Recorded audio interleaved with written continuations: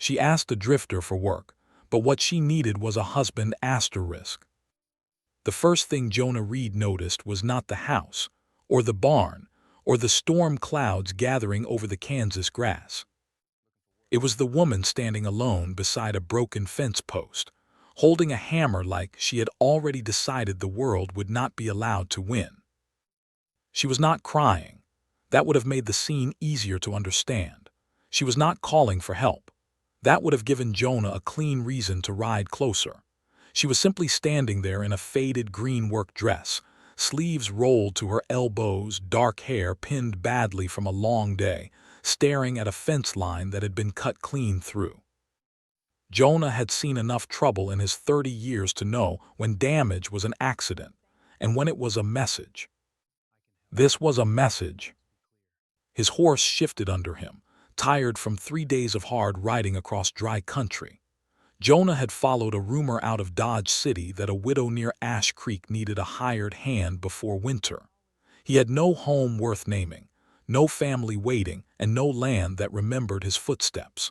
For most of his life, he had carried everything he owned in 2 saddlebags and measured his worth by how long a man let him stay. A month here, a season there, long enough to fix a roof, break a horse, mend a corral, or ride night watch, never long enough to belong.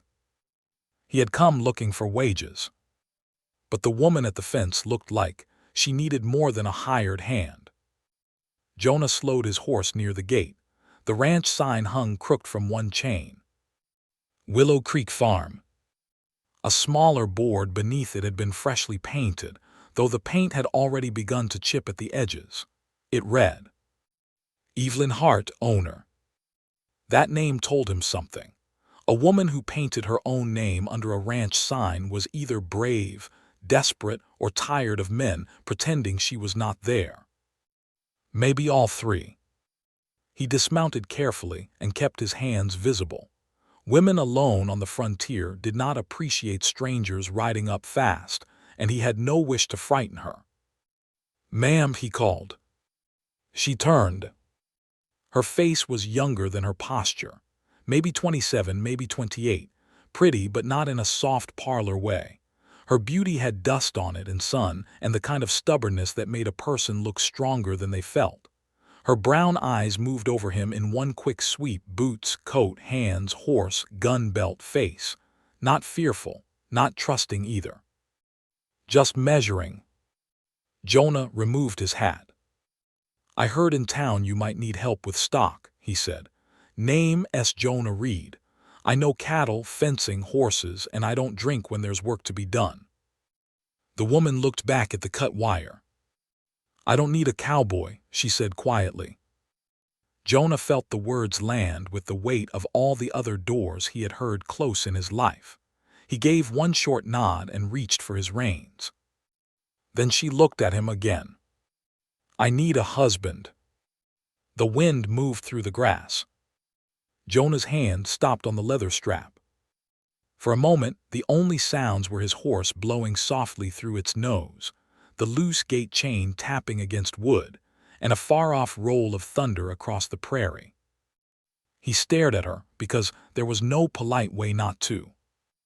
Evelyn Hart did not blush, smile, or explain herself quickly. She stood with that hammer in one hand and a coil of wire near her boots, as if she had just asked for a sack of flour. Jonah cleared his throat. "Ma'am, I must have heard you wrong." "You didn't. I came asking for work."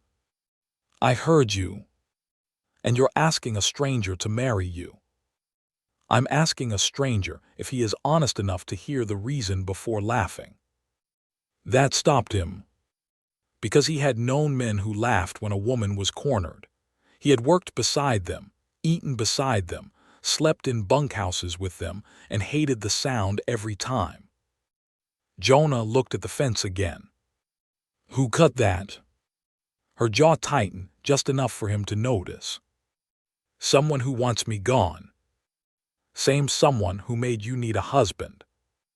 Her eyes changed then, not softer exactly, but sharper, like she had not expected him to see the shape of it so quickly. She set the hammer down on the fence post. "Come inside, Mr. Reed. I'll give you coffee, and you can decide whether you still want to ride away." He almost did. Any sensible man would have. A widow asking for marriage before supper meant trouble. A cut fence meant enemies. A farm with a woman's name freshly painted under the sign meant the town already had opinions. Jonah had spent years avoiding roots because roots made a man easier to hurt. But then Evelyn bent, picked up the loose wire with both hands, and tried to pull it tight by herself. Her fingers trembled. Not from weakness. From holding too much for too long. Jonah tied his horse to the gate and walked over. "Let me set that before we go in," he said. "I didn't hire you." "No, ma'am." "I didn't accept you." "No, ma'am." "Then why are you fixing my fence?" He took the wire from her hands, careful not to brush her fingers longer than needed. "Because it's open." For the first time, something moved across her face that might have been surprise. She watched him pull the wire tight, brace it with a temporary twist, and drive the loose staple back into the post with 3 clean strikes of the hammer.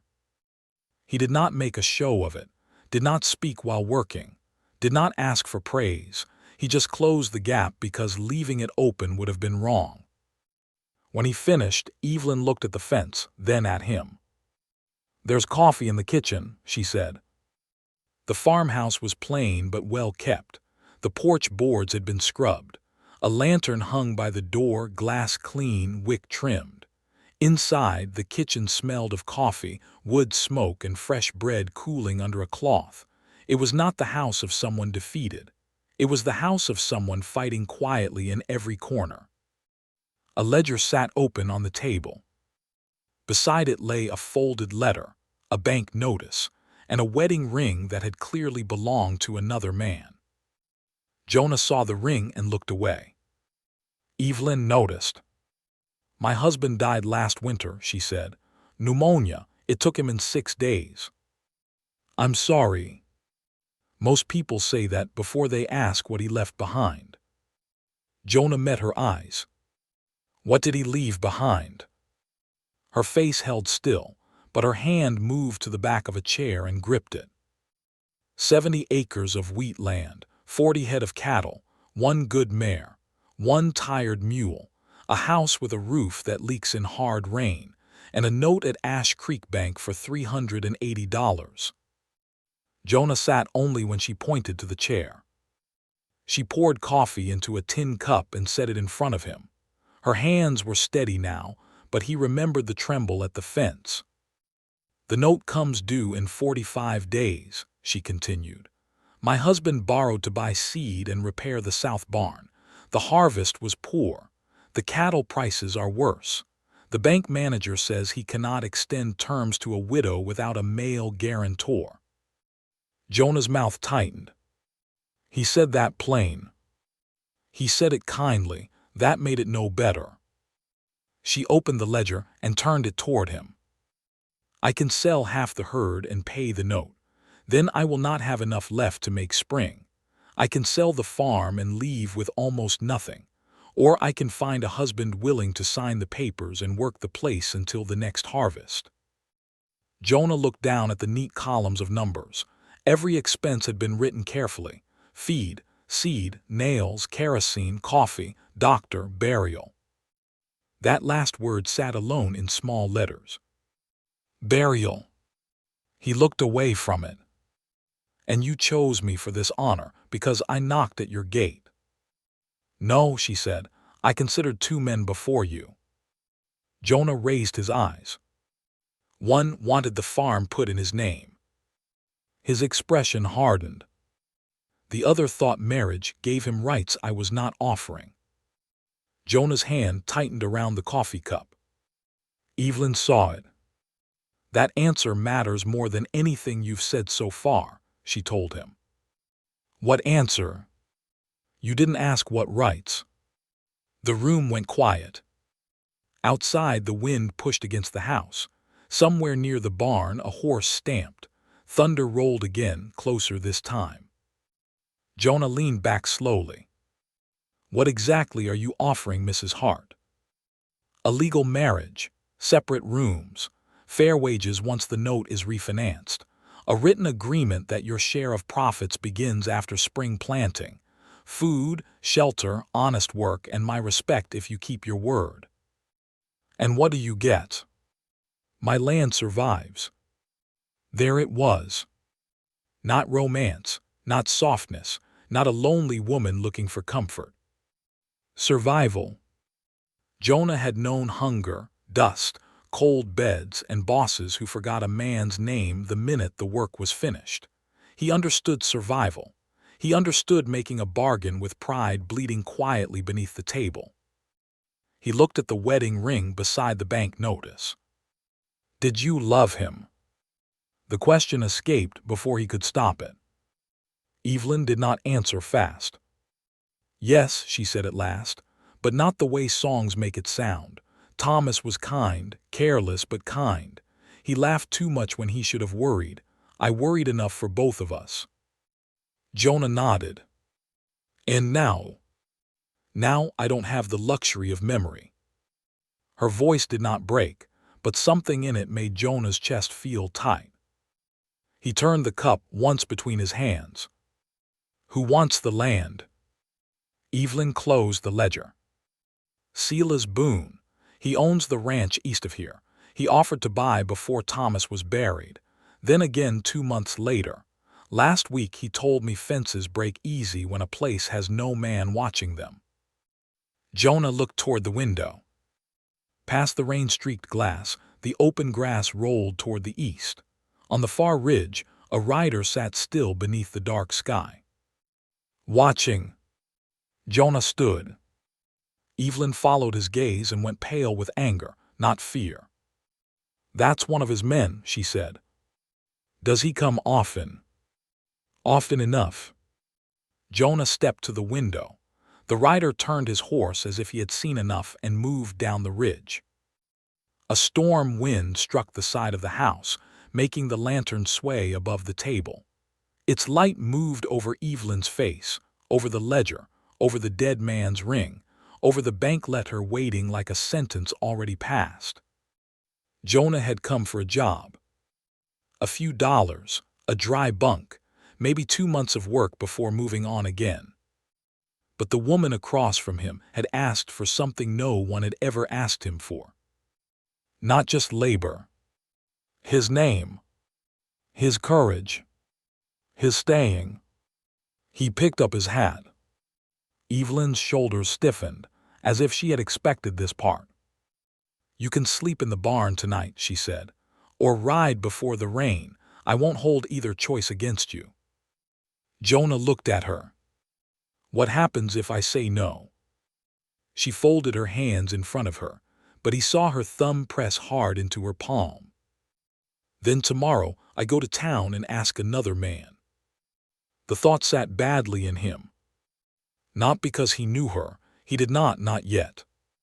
But because he had seen the cut fence, the rider on the ridge, the bank notice, the way she held herself like a wall with cracks no one was allowed to see. And because some men would hear her offer and see only what they could take. Jonah put his hat back on slowly. "I'll sleep in the barn," he said. Her face gave nothing away. "And in the morning?" "In the morning," he said, looking toward the dark ridge where the rider had disappeared, "I'll give you my answer." Evelyn nodded once. But as Jonah stepped out onto the porch, the rain finally broke over Willow Creek Farm, hard and cold, washing the dust from his boots. Behind him, through the kitchen window, he saw Evelyn pick up the wedding ring from the table. She held it in her palm for a long moment. Then she closed her fingers around it and bowed her head. Jonah stood in the rain longer than he meant to, watching that small, private grief through the glass. And for the first time in years, the thought of riding away felt less like freedom and more like cowardice. The rain did not let up all night. It beat on the barn roof with a steady, restless sound, filling the dark spaces between thunder. Jonah lay awake in the hayloft with his coat under his head and his hat over his chest, listening to the weather move across Willow Creek Farm as if it had come to test the place before any man could. Below him, the mare shifted in her stall. The old mule snorted once and settled again. Somewhere beyond the barn walls, loose wire tapped against a post in the wind, a small metal sound that came and went like a warning. Jonah had slept in dozens of barns. Some smelled of neglect, some of cheap whiskey and old straw. Some were so empty of care that even the animals seemed to know they were only being kept until sold. This barn was different. The stalls had been cleaned, the tack hung in order. A feed sack had been patched twice with neat stitches. A broken shovel handle had been sanded smooth and set beside the door, ready to be used again instead of thrown away. Nothing here was rich, but everything here had been fought for. That told him more about Evelyn Hart than her ledger had. He turned on his side and stared through a crack in the barn boards. The farmhouse window glowed faintly across the yard. At some point after midnight, the light went out, but Jonah did not sleep for a long time after that. A husband. The word had followed him into the loft and sat beside him like an unwanted guest. He had never been anyone's husband. He had once come close to being a son worth keeping, but that was a story he had buried years ago along with his mother's letters and his father's disappointment. Since then, he had learned to be useful without being needed. There was safety in that. A useful man could leave before anyone noticed the shape of his absence. But a needed man had to answer for staying. Near dawn, the rain slowed to a mist. Jonah rose before the sky had fully paled and climbed down from the loft. His back ached from the hard boards, but he ignored it. He had slept in worse places. He washed his face at the pump, cold water biting his skin, then went to check the fence he had braced the night before. The rain had turned the yard soft. Mud clung to his boots. The repaired wire held, though not well enough to last more than a day. He followed the line a little farther and found hoofprints pressed deep near the broken post. 3 horses. Not one rider passing by, 3. Jonah crouched and touched the edge of one print, fresh from yesterday. The riders had come close, cut the fence, and turned back east before dark. Silas Boone was not trying to hide his hand. He wanted Evelyn to know. That made Jonah angry in a quiet, cold way. By the time he returned to the house, smoke was rising from the chimney. He knocked once on the kitchen door and waited. Evelyn opened it with her hair pinned neatly this time, though a few dark strands had already escaped near her cheek. She wore a brown work dress and an apron dusted with flour. Her eyes moved to his muddy boots, then his face. "You're up early," she said. "So are you. I own a farm. That explains one of us." A small pause followed. Not a smile, but the corner of her mouth moved as if it had considered one. "Coffee?" she asked. "Yes, ma'am." Inside, the kitchen was warmer than the barn and smelled of biscuits. The ledger was still on the table, but now it had been pushed aside for breakfast. 2 plates waited, though Jonah noticed she had placed his at the far end, leaving space between them. A woman could be desperate and still draw lines. He respected that. They ate quietly at first. Evelyn did not fill silence just to make it comfortable. Jonah liked that. Most people talked too much when they were afraid. Evelyn saved words like money. After a few minutes, he set his cup down. "There were 3 horses at your fence yesterday." Her hand paused over her plate. "You saw tracks?" "Yes." "Boone usually sends 2 men. Yesterday he sent 3. She looked toward the window, where the morning mist lay low over the pasture. "He wants me to understand I am being watched. He wants you tired." Her eyes returned to him. "That too." Jonah leaned back. "Tell me about Silas Boone." Evelyn's expression closed, but she answered. He owns the Double B Ranch east of here. Bought 2 small farms in the last 6 years, one after a bad debt, one after a widow left for Missouri. He wanted this place before Thomas died. He said our creek access would make his grazing land worth twice as much. And your husband refused. Thomas refused because I told him to. Jonah heard the iron under the soft words. Boone know that. He knows enough. She reached for the ledger, opened it, and turned a few pages. My father bought this land before I was born. He planted the first cottonwood near the creek. My mother died in that front bedroom. I married Thomas under the elm by the south field. I have buried more than one life here, Mr. Reed. I will not sell it because a man with more cattle than conscience wants a cleaner fence line. Jonah studied her across the table. There it was again. Not loud courage, not dramatic courage, the harder kind. The kind that woke before sunrise, counted debts, patched feed sacks, and still opened the door when a stranger knocked. Why didn't your husband settle the debt before winter? Jonah asked. Evelyn looked down. For the first time, the answer seemed to cost her. Thomas believed a good season was always waiting just ahead. If prices fell, he said they would rise. If a roof leaked, he said it would hold until spring. If I worried, he kissed my forehead and told me the Lord loved cheerful hearts. She swallowed. I loved him, but loving a man does not make his mistakes disappear. Jonah nodded slowly. My father was like that with cards. Her eyes lifted. Jonah had not meant to say it.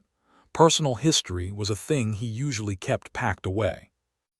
But the kitchen was quiet, and the woman across from him had just told the truth about a dead man she loved. It seemed cowardly to answer with nothing. My mother kept the house together, he said. My father kept believing one lucky night would fix what 10 bad nights broke. When she died, there was nothing left but debt and anger. I left at 16.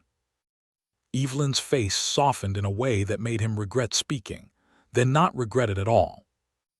Did you ever go back? Once. And he looked into his coffee.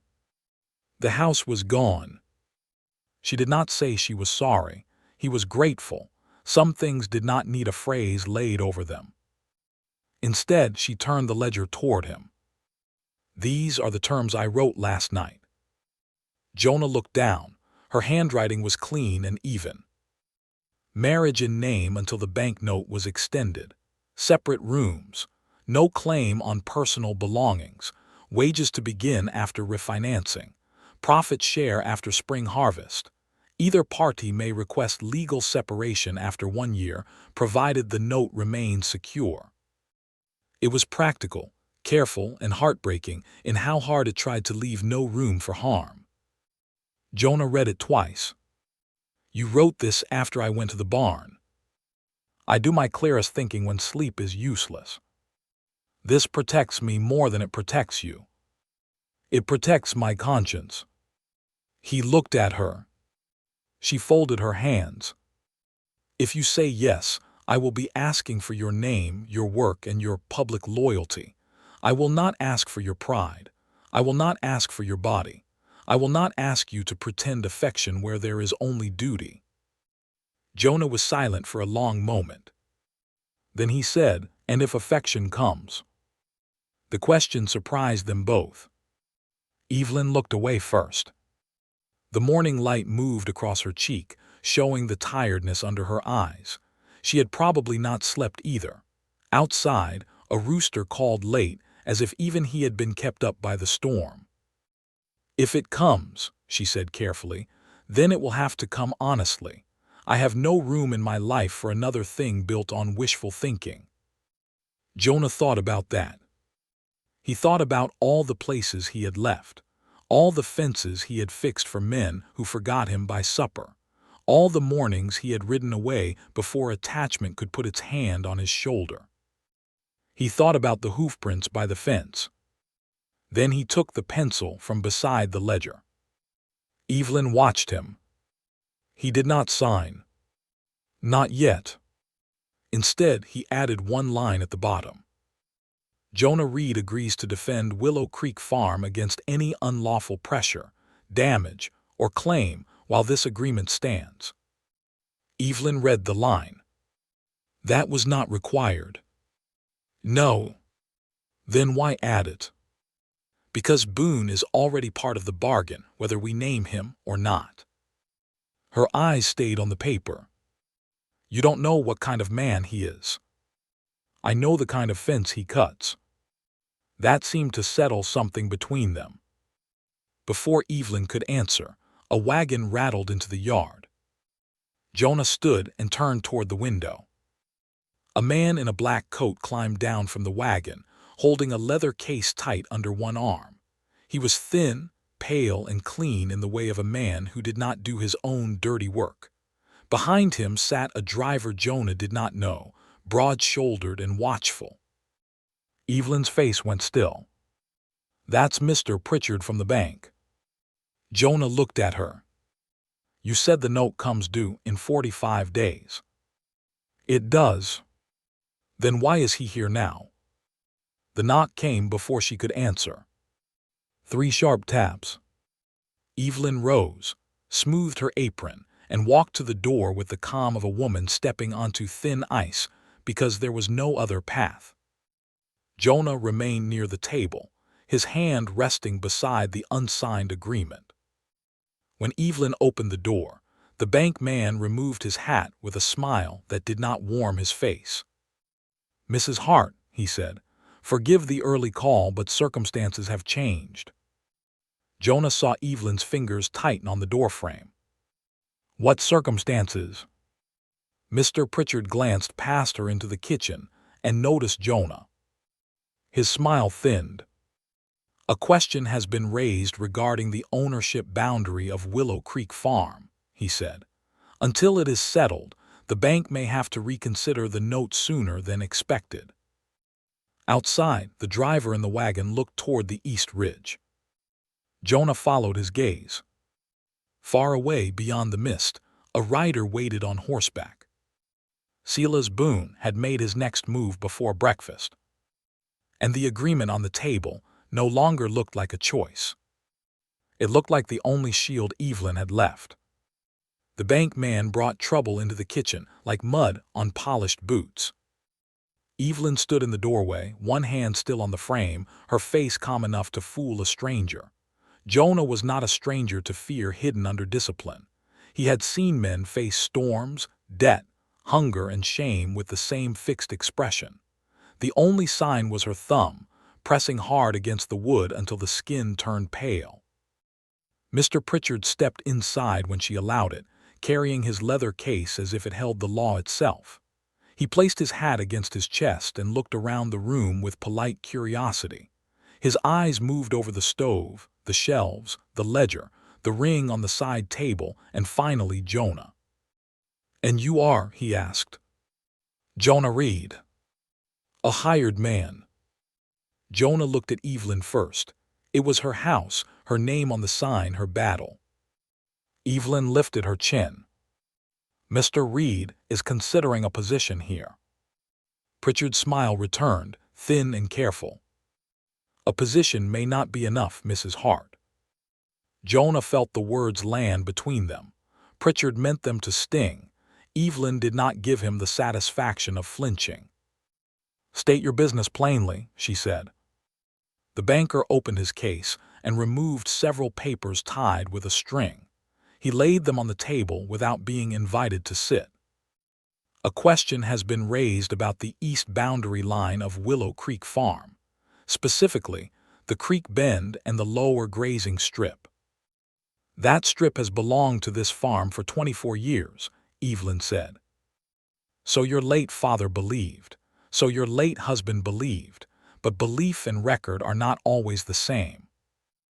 Jonah watched the man's hands, soft hands, clean nails, not a man who cut fences, but a man who could sign papers that made cut fences look legal. "Who raised the question?" Jonah asked. Pritchard looked at him, as if he had forgotten he was there. That is bank business. It became farm business when you carried it through that door. Evelyn turned her eyes toward Jonah, not warning him to stop, not encouraging him either, measuring him again. Pritchard folded the top paper back. Mr. Silas Boone has submitted concern regarding the 1869 survey. He claims the Lower Creek pasture may have been incorrectly marked at the time of your father's purchase. My father walked those lines with the surveyor himself, Evelyn said. Perhaps, but if the boundary is disputed, the bank must protect its interest. You mean the bank may call the note early? I mean the bank may require immediate security. That is the same thing with kinder gloves. Pritchard's smile faded a little. The bank has responsibilities, and I have paid every installment except the final sum. The final sum is the one that matters. The room went quiet. Outside, rain dripped from the porch roof into the yard. A chicken scratched near the step, then darted away when the driver shifted on the wagon seat. Jonah looked at the papers. How long? He asked. Pritchard tightened his mouth. Excuse me. If the boundary is questioned, how long before the bank acts? Pritchard glanced at Evelyn, then back to Jonah. Unless Mrs. Hart can provide a male guarantor and a signed plan for refinancing, the bank may begin proceedings in 10 days. Evelyn's breath changed. Only once. Only slightly. But Jonah heard it. 10 days, she said. The bank cannot hold an uncertain note against uncertain land. The land was certain until Silas Boone wanted it. Pritchard gathered the papers with the face of a man who disliked being understood too clearly. I am not here to discuss Mr. Boone's desires. I am here to inform you of the bank's position. Jonah stepped closer to the table. And if she marries? The word filled the kitchen. Evelyn did not move. Pritchard looked from Jonah to Evelyn, and for the first time his confidence shifted. Not much, but enough. A husband with acceptable work history and no serious debts could sign as guarantor, he said. But such arrangements require proper filing, witnesses, and review. Could it be done today? Evelyn turned fully toward Jonah then. He did not look at her. If he did, he might see too much in her face, and he needed to think with a clear head. Pritchard studied him.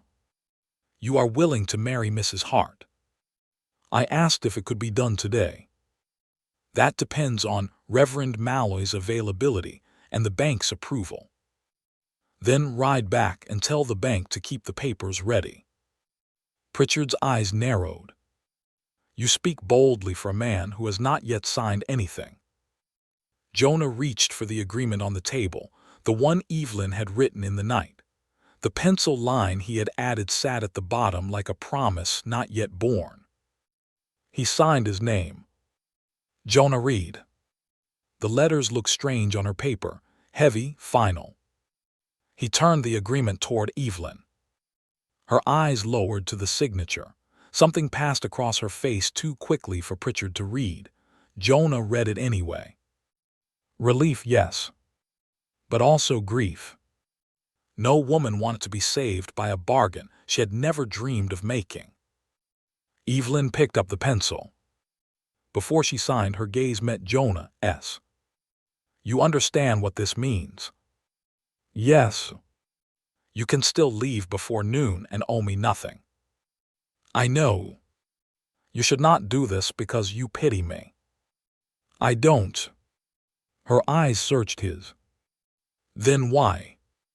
He could have said because the fence was cut, because Boone was circling like a wolf, because the bank had come too early, because no honest person should stand alone against men who smiled while taking what they wanted. All of that was true, but it was not the whole truth. Jonah looked toward the window, where the east ridge lay hidden behind rain. Because I know what it is to lose a place before you are done loving it, he said. Evelyn's hand stilled around the pencil. Then she signed. Evelyn Hart. Pritchard took one step forward.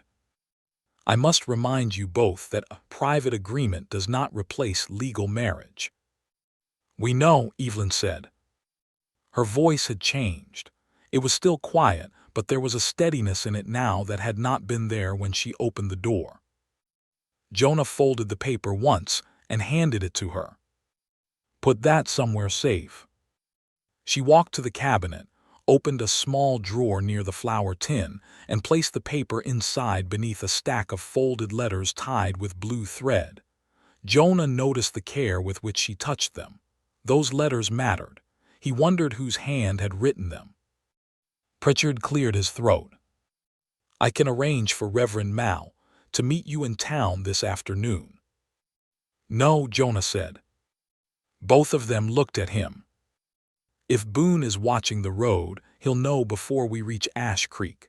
He'll have time to stir trouble, question my name, question her judgment, question anything that slows the filing. Pritchard looked irritated because Jonah was right. Evelyn asked, Then what do you suggest? Send for the Reverend here. Send for 2 witnesses who do not owe Boone favors. We marry in this kitchen. Then Mr. Pritchard carries the signed papers back before supper. Pritchard's jaw tightened. That is irregular.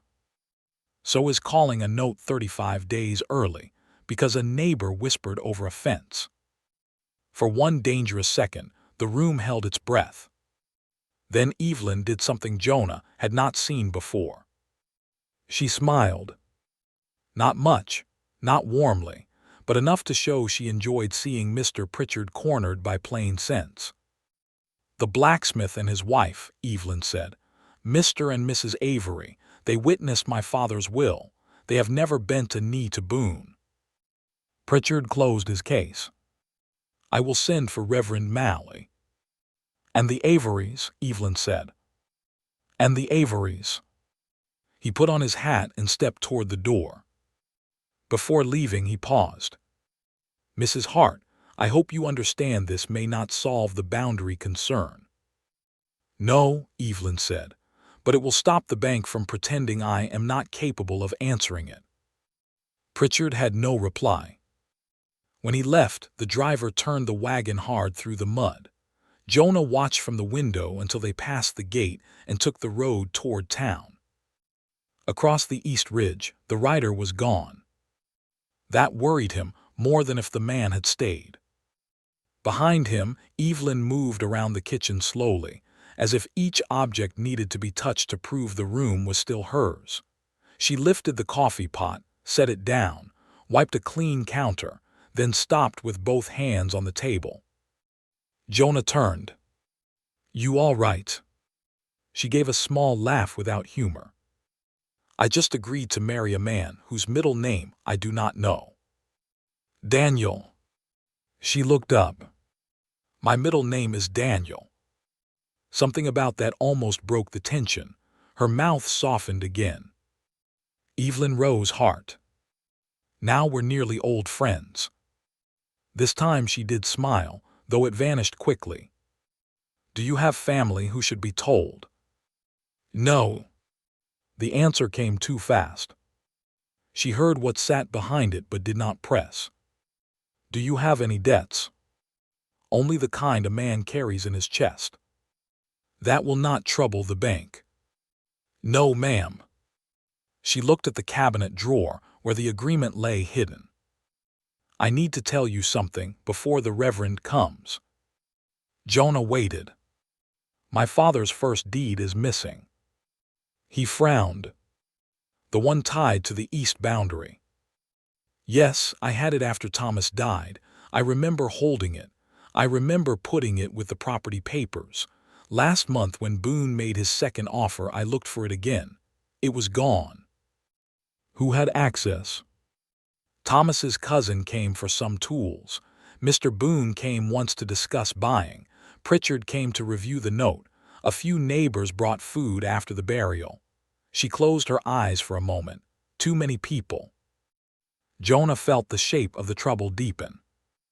Without that deed, Boone can muddy the boundary long enough to make the bank nervous.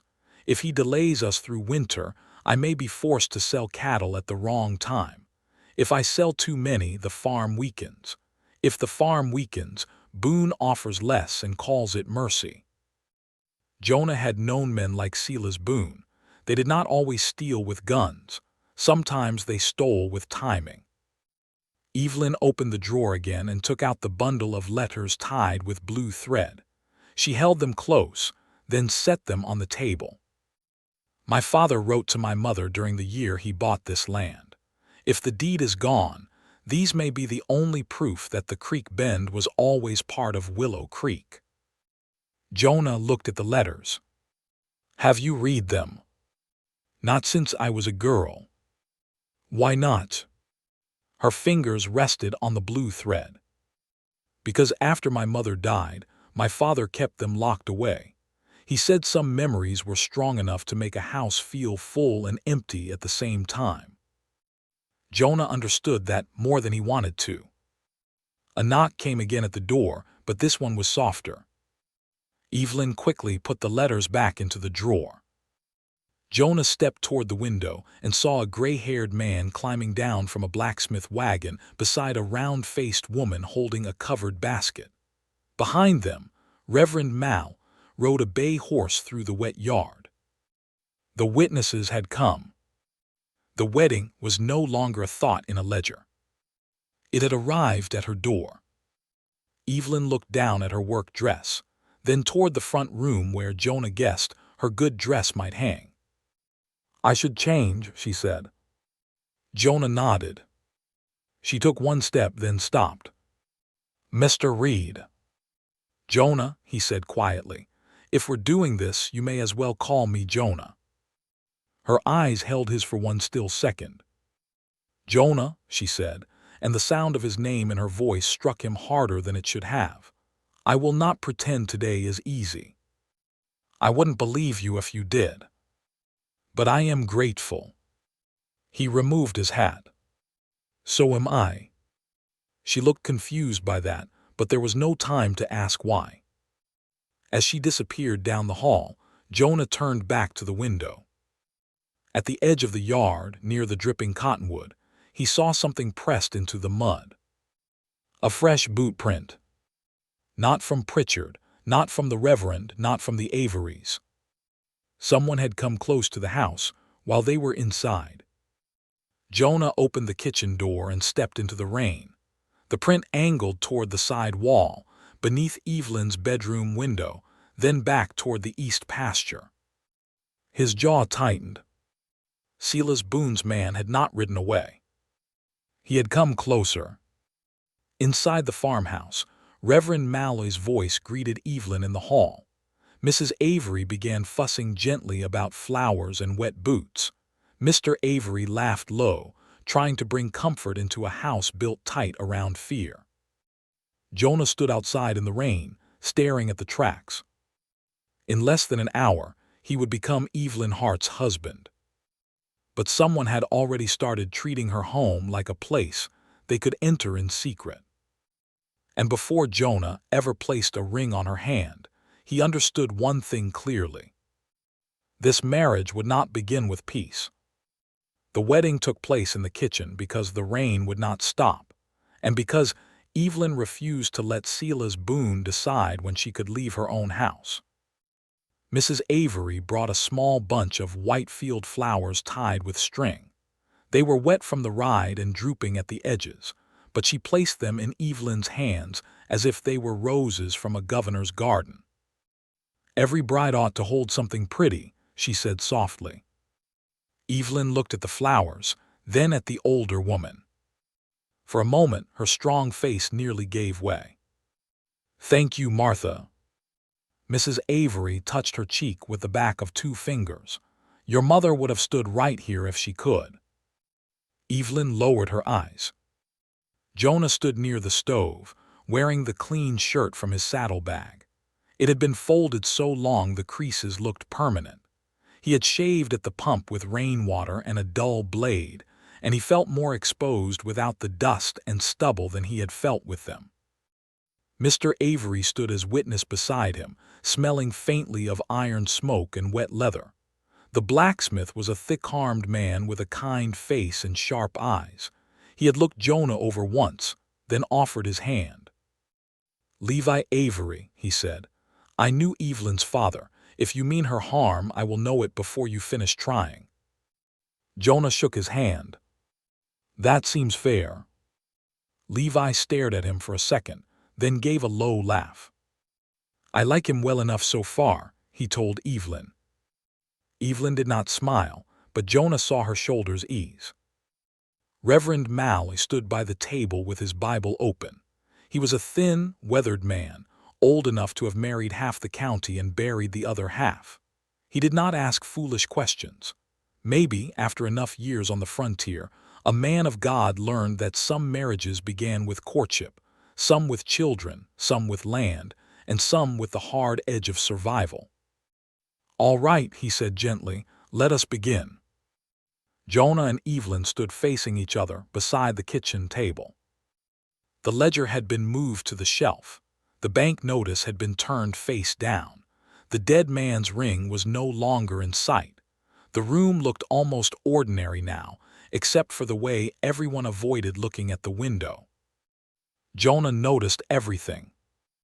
The damp hem of Evelyn's good gray dress, the small tear mended near one sleeve, the flowers trembling slightly in her hand, the faint mark on her finger where another ring had once been.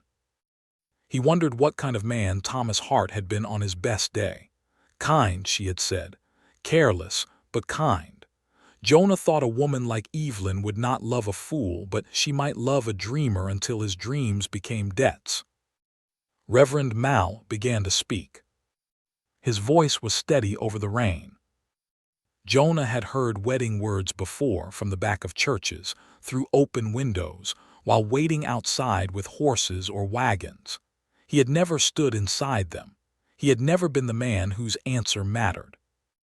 When the Reverend asked if he would take Evelyn Rose Hart as his lawful wife, Jonah felt the room narrow around him. He looked at her. She met his eyes, brave and pale, holding herself like the answer did not matter even though it mattered more than anything. "I will," Jonah said. The words came out low, but they did not shake. Evelyn's fingers tightened around the wet flowers. When Reverend Malley asked her the same, she looked down for one heartbeat. Not at Jonah. At the place on her hand, where the old ring had been. Then she raised her eyes. "I will." Mrs. Avery sniffed quietly.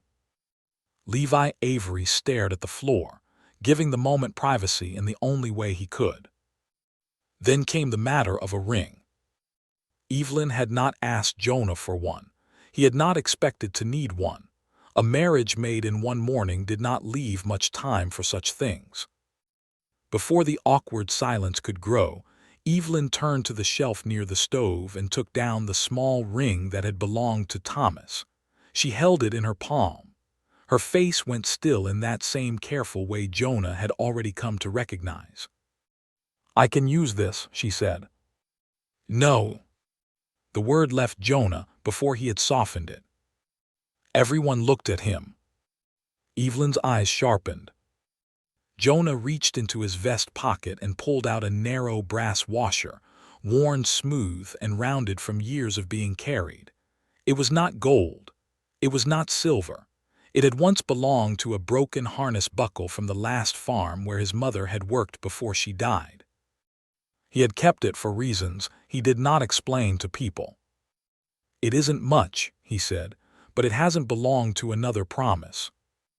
Evelyn looked at the small brass ring in his hand. The kitchen grew very quiet. Jonah expected refusal. He would have understood it. A brass washer was a poor offering to a woman fighting for her land, her name, and the last pride she had left. But Evelyn slowly placed Thomas's ring back on the shelf. Then she held out her hand. Jonah slid the brass ring onto her finger. It was a little loose, but it stayed.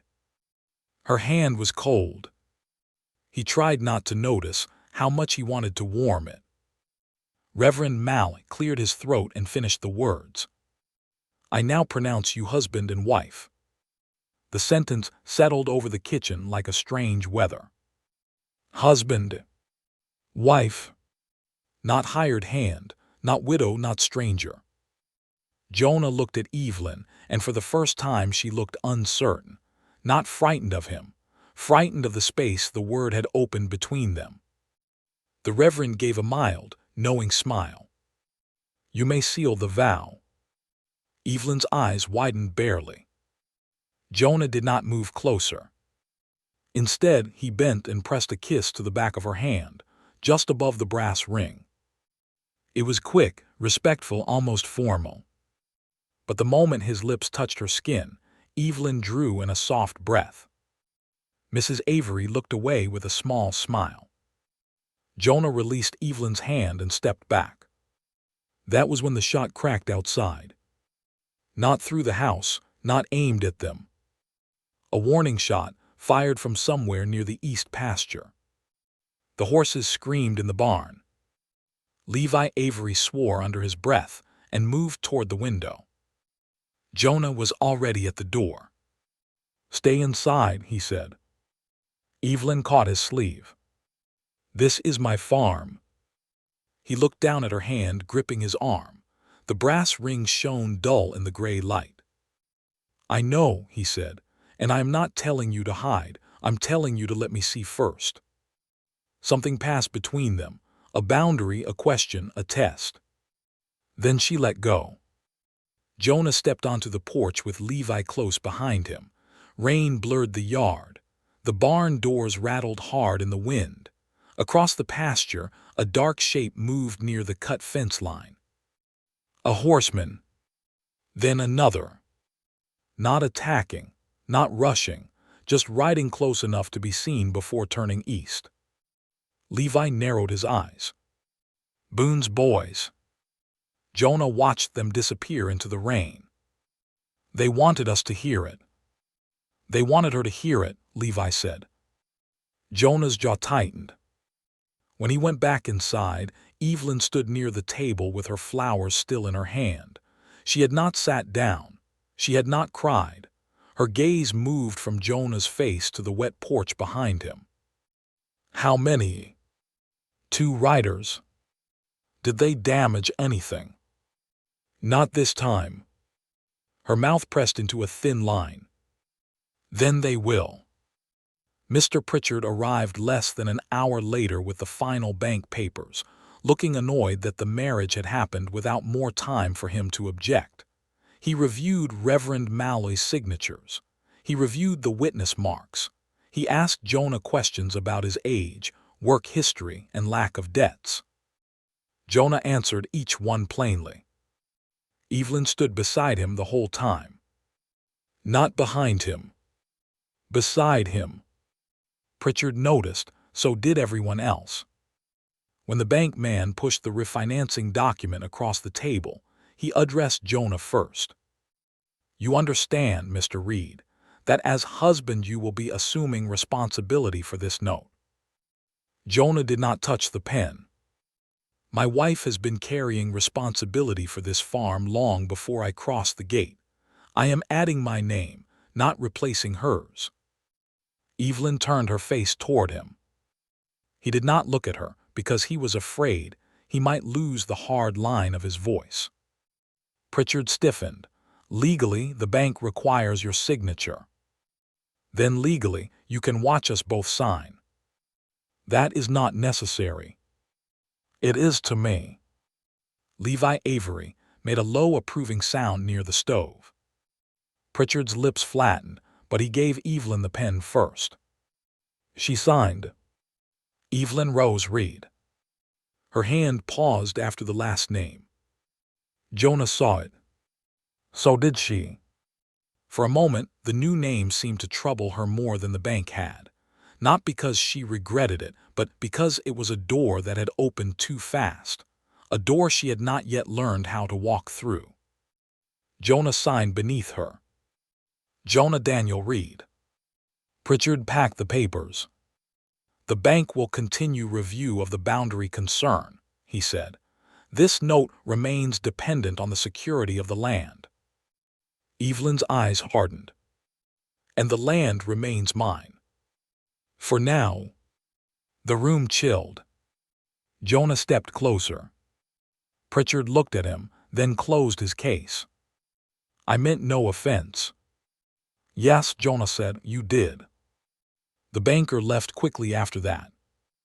By late afternoon, the Averys and Reverend Mal had gone. The rain turned softer.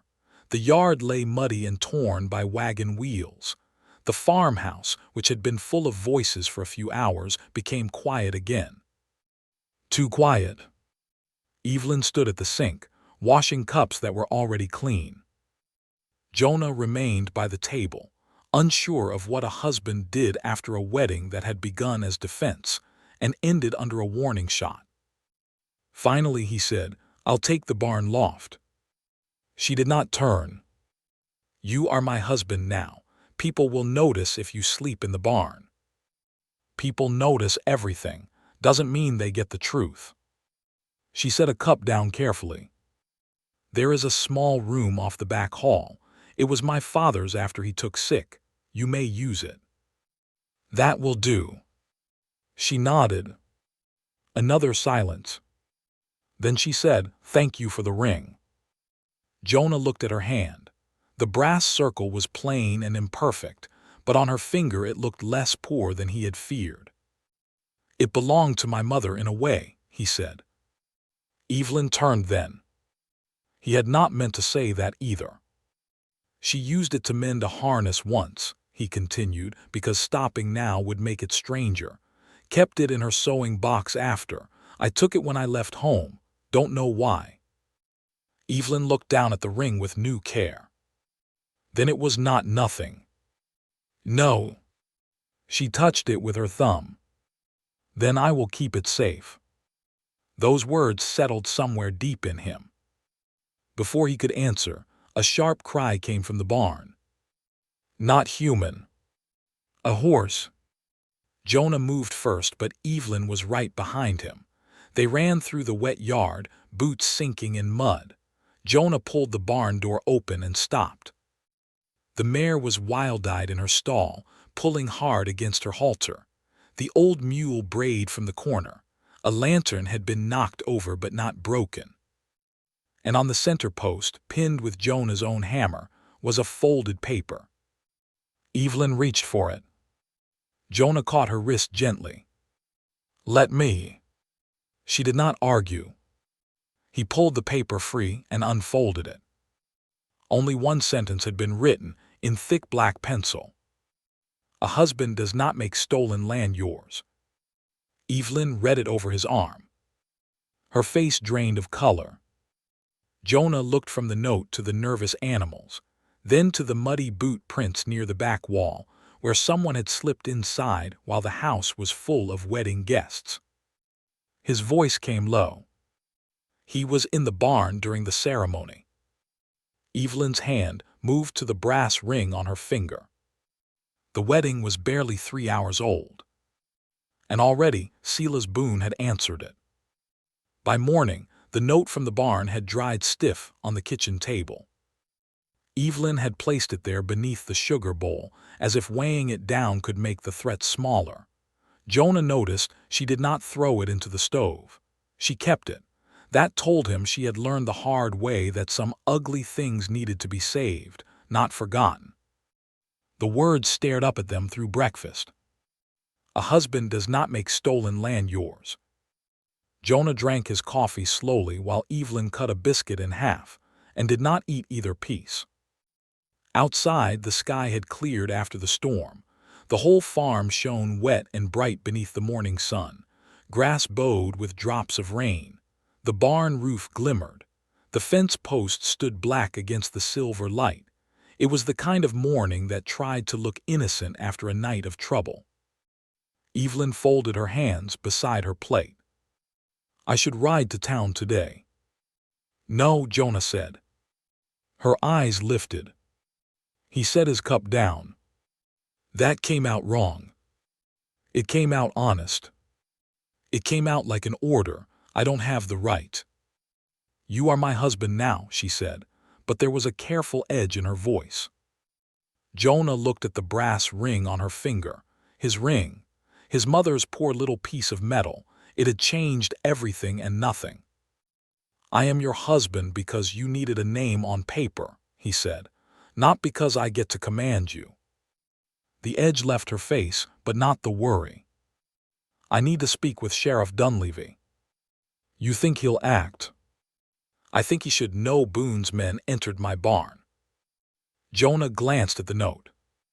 And if the sheriff owes Boone? Evelyn's silence answered. Jonah leaned back in his chair. He had been in towns like Ash Creek before. Every county had a man like Silas Boone, and every man like Boone had roots under places people pretended were clean. The bank, the feed store, the sheriff's office, the church pews. A man did not need to own everyone, just enough people to make honest folks hesitate. Then we go together, Jonah said. She studied him. We. Yes. People will talk. They already are. That is not a small thing for a woman. I know. No, she said softly, you don't. He accepted that she was right. He knew what men said when they thought a woman had reached too high or held on too long. But he did not know what it felt like to be the woman hearing it in every store, every church aisle, every turned shoulder. Evelyn looked down at her hands. I was respectable when I was Thomas's wife. Then he died, and somehow the same house, same land, same work, and same woman became questionable. Men who had eaten at this table began speaking to me like I was a delay in their business. Women who pitied me still watched me as if grief might make me foolish. Her thumb moved over the brass ring. And now I have married a stranger in one morning. Jonah's chest tightened.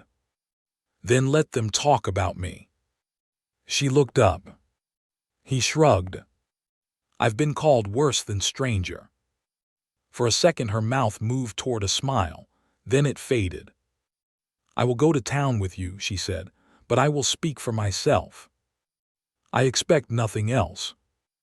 They left after the morning chores. Jonah saddled both horses while Evelyn changed into her gray dress and pinned her hair.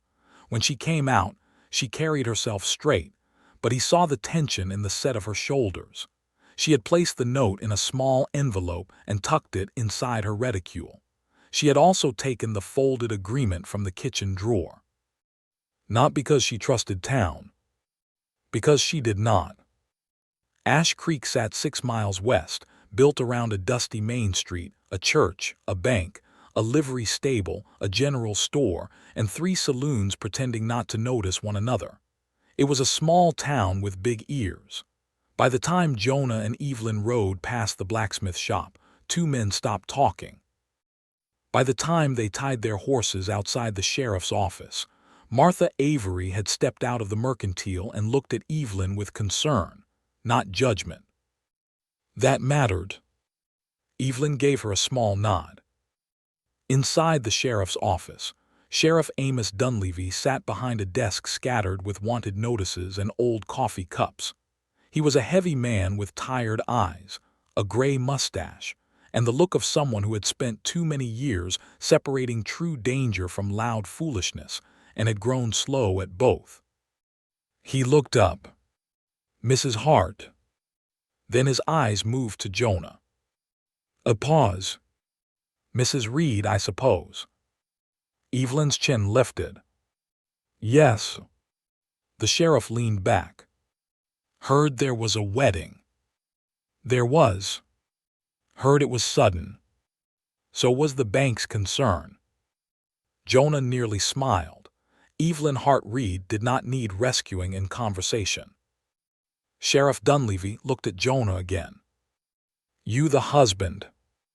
Yes. Jonah Reed? Yes. Passing through before this, were you? I came looking for work. And found a wife. Jonah held the sheriff's gaze. Found trouble first. Evelyn opened her reticule and placed the note on the desk. Someone entered my barn yesterday during the ceremony and left this pinned to the post. The sheriff took the paper, read it, and sighed through his nose. You know who wrote it? No, Evelyn said, but 2 of Boone's riders fired a warning shot near my east pasture not an hour before. Did you see their faces? Not clearly. Then I can't accuse a man on guessing. Jonah stepped forward. There were fresh boot prints at the house and prints in the barn. The sheriff glanced at him. You preserved them. It rained. Then they're gone. Evelyn's fingers tightened around her reticule. Sheriff, someone is entering my property, cutting my fence, frightening my animals, and trying to force a boundary dispute. I understand you're upset.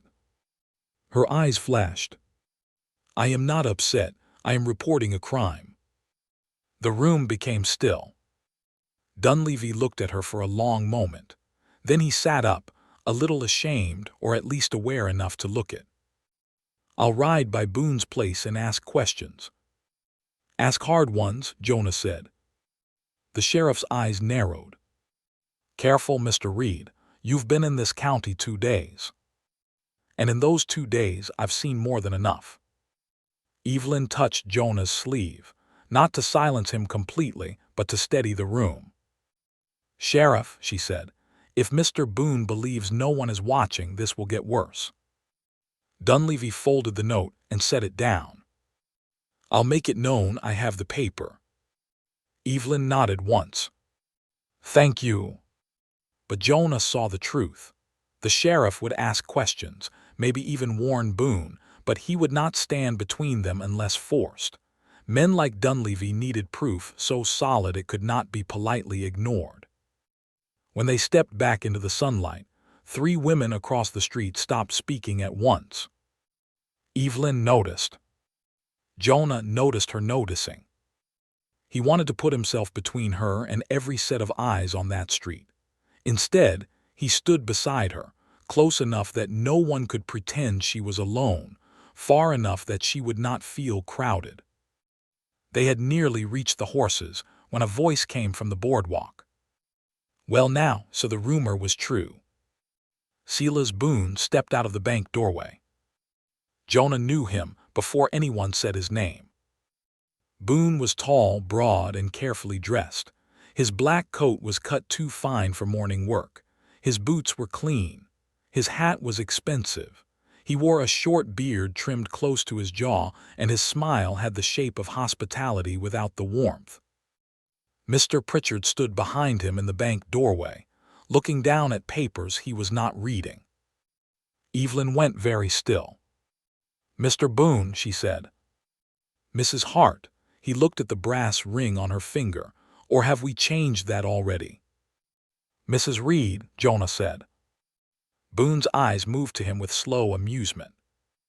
And you must be the new husband. Jonah did not answer. Boone stepped closer, his gaze sweeping Jonah the same way Evelyn had at the gate, but with a different purpose. Evelyn had measured risk. Boone measured usefulness. I hope Mrs. Hart told you what you married into. She did. Then you know that Creek land has been in question for years. It wasn't in question until you wanted it. A faint smile touched Boone's mouth. New men should be slow to speak on old matters. Old matters should come with old proof. A few people had stopped along the street. A boy outside the livery leaned on a broom. Martha Avery stood in the mercantile doorway with her lips pressed tight. Boone's smile did not vanish, but it cooled. You'll find this county respects records. Good, Evelyn said, so do I. Boone turned to her. Evelyn, your father and I had differences, but I never wished you harm. You offered to buy my land before Thomas was cold in the ground. I offered help. You offered half value. I offered what uncertain land was worth. Jonah heard the murmur pass through the watching townspeople. Boone was making a public case, not for them, but for the story that would travel by supper. Evelyn must have understood too, because her voice became clear enough for everyone nearby. My father bought Willow Creek Farm lawfully. My husband worked it lawfully. I own it lawfully. If you believe otherwise, bring proof to court instead of riders to my fence. Boone's eyes hardened just once before the smile returned. Strong words from a woman who needed a drifter to keep her name on a banknote. That did it. Jonah moved one step forward. Evelyn caught his wrist.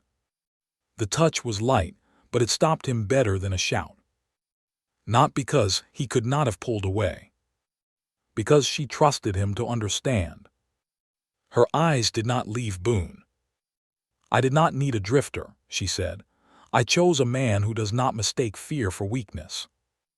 The words struck Jonah in a place he was not prepared for. Boone saw it, his gaze flicked between them. For the first time he looked less certain. Then he smiled again. Good day, Mrs. Reed. He tipped his hat and walked down the boardwalk, his spurs sounding neat and slow. Jonah watched him go. Evelyn released his wrist. For a moment the street noise returned around them, wagon wheels, voices, a horse snorting near the trough. But Jonah was still standing in the echo of what she had said. I chose a man. Not hired. Not used. Chose. They rode home in silence. Halfway back, the road dipped near a shallow creek. Cottonwoods bent over the water, their leaves bright after the rain. Evelyn slowed her mare and looked ahead. I should not have said that in town, she said. Which part? That I chose you. Jonah kept his horse beside hers. Was it untrue? She looked at him then, and the question seemed to catch her off guard. No, she said after a moment, but it was not simple either. Most true things are. They rode a few more paces. Then Evelyn said, when Boone insulted you, I was angry. I noticed. I did not expect to be. Jonah looked ahead, hiding the quiet warmth that moved through him. Anger can sneak up on a person. So can gratitude. He turned slightly. Her cheeks had colored, but she kept her eyes on the road. If this moment touched your heart, stay with the story, because Evelyn and Jonah have only just begun to understand what their promise will cost. By dusk, they reached Willow Creek. At first, everything looked as they had left it. The house stood calm. The barn door was closed. The south field shone gold under the sinking sun. Then Jonah saw the smoke. Not from the chimney. From the lower pasture. He spurred his horse hard, Evelyn right behind him. They crested the rise and saw the old hay shed near the creek burning at one corner, flames climbing along the dry side boards. The cattle had scattered. The mule brayed from the barn. Smoke rolled low over the field. Evelyn made a sound that was not quite a cry. The seed sacks, she said. The spring seed is in there. Jonah was already off his horse and running. They fought the fire with buckets from the creek until their arms shook. Evelyn's dress blackened at the hem. Jonah burned his palm, pulling a flaming board loose before it could spread to the main stack.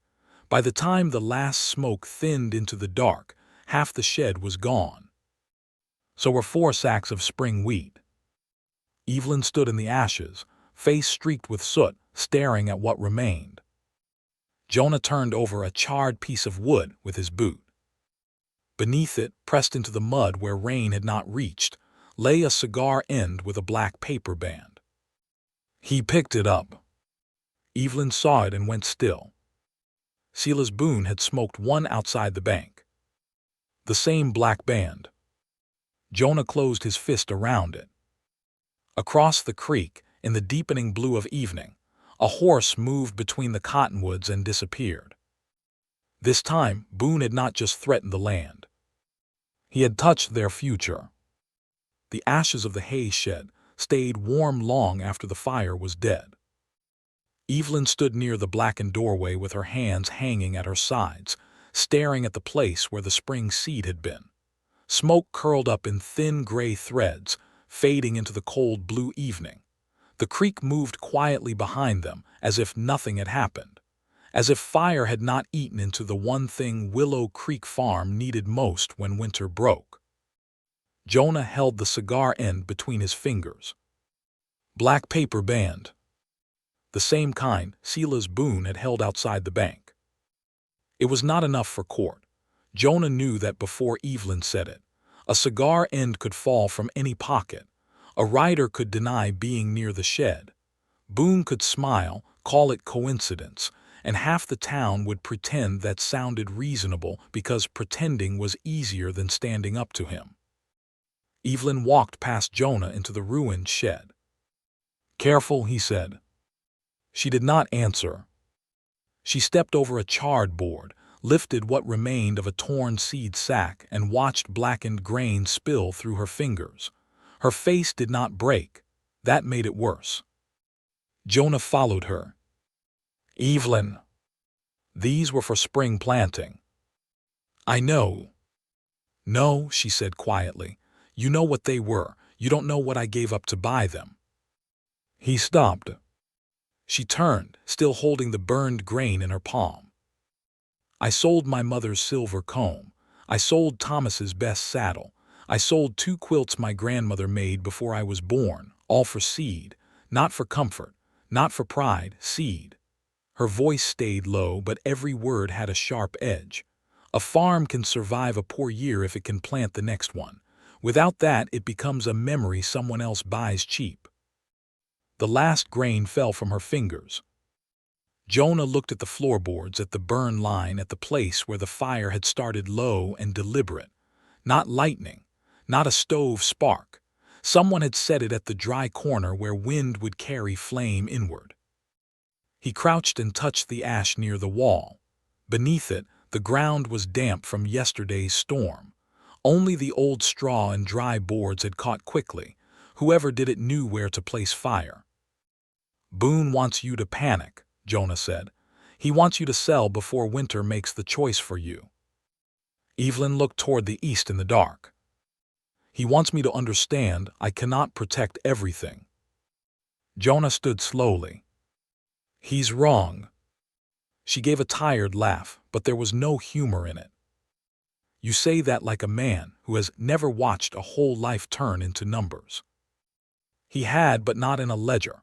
His life had turned into miles, into wages spent on food, into names forgotten, into years with no roots deep enough to hold him when the wind came. He wanted to tell her that. Instead, he looked at the burned seed. "How many sacks survived?" "6. "How many do you need?" "For the lower field, 10 for the whole planting, 12 if we stretch them, 14 if we do it right." Jonah nodded. "Then we find 6 more." "Where?"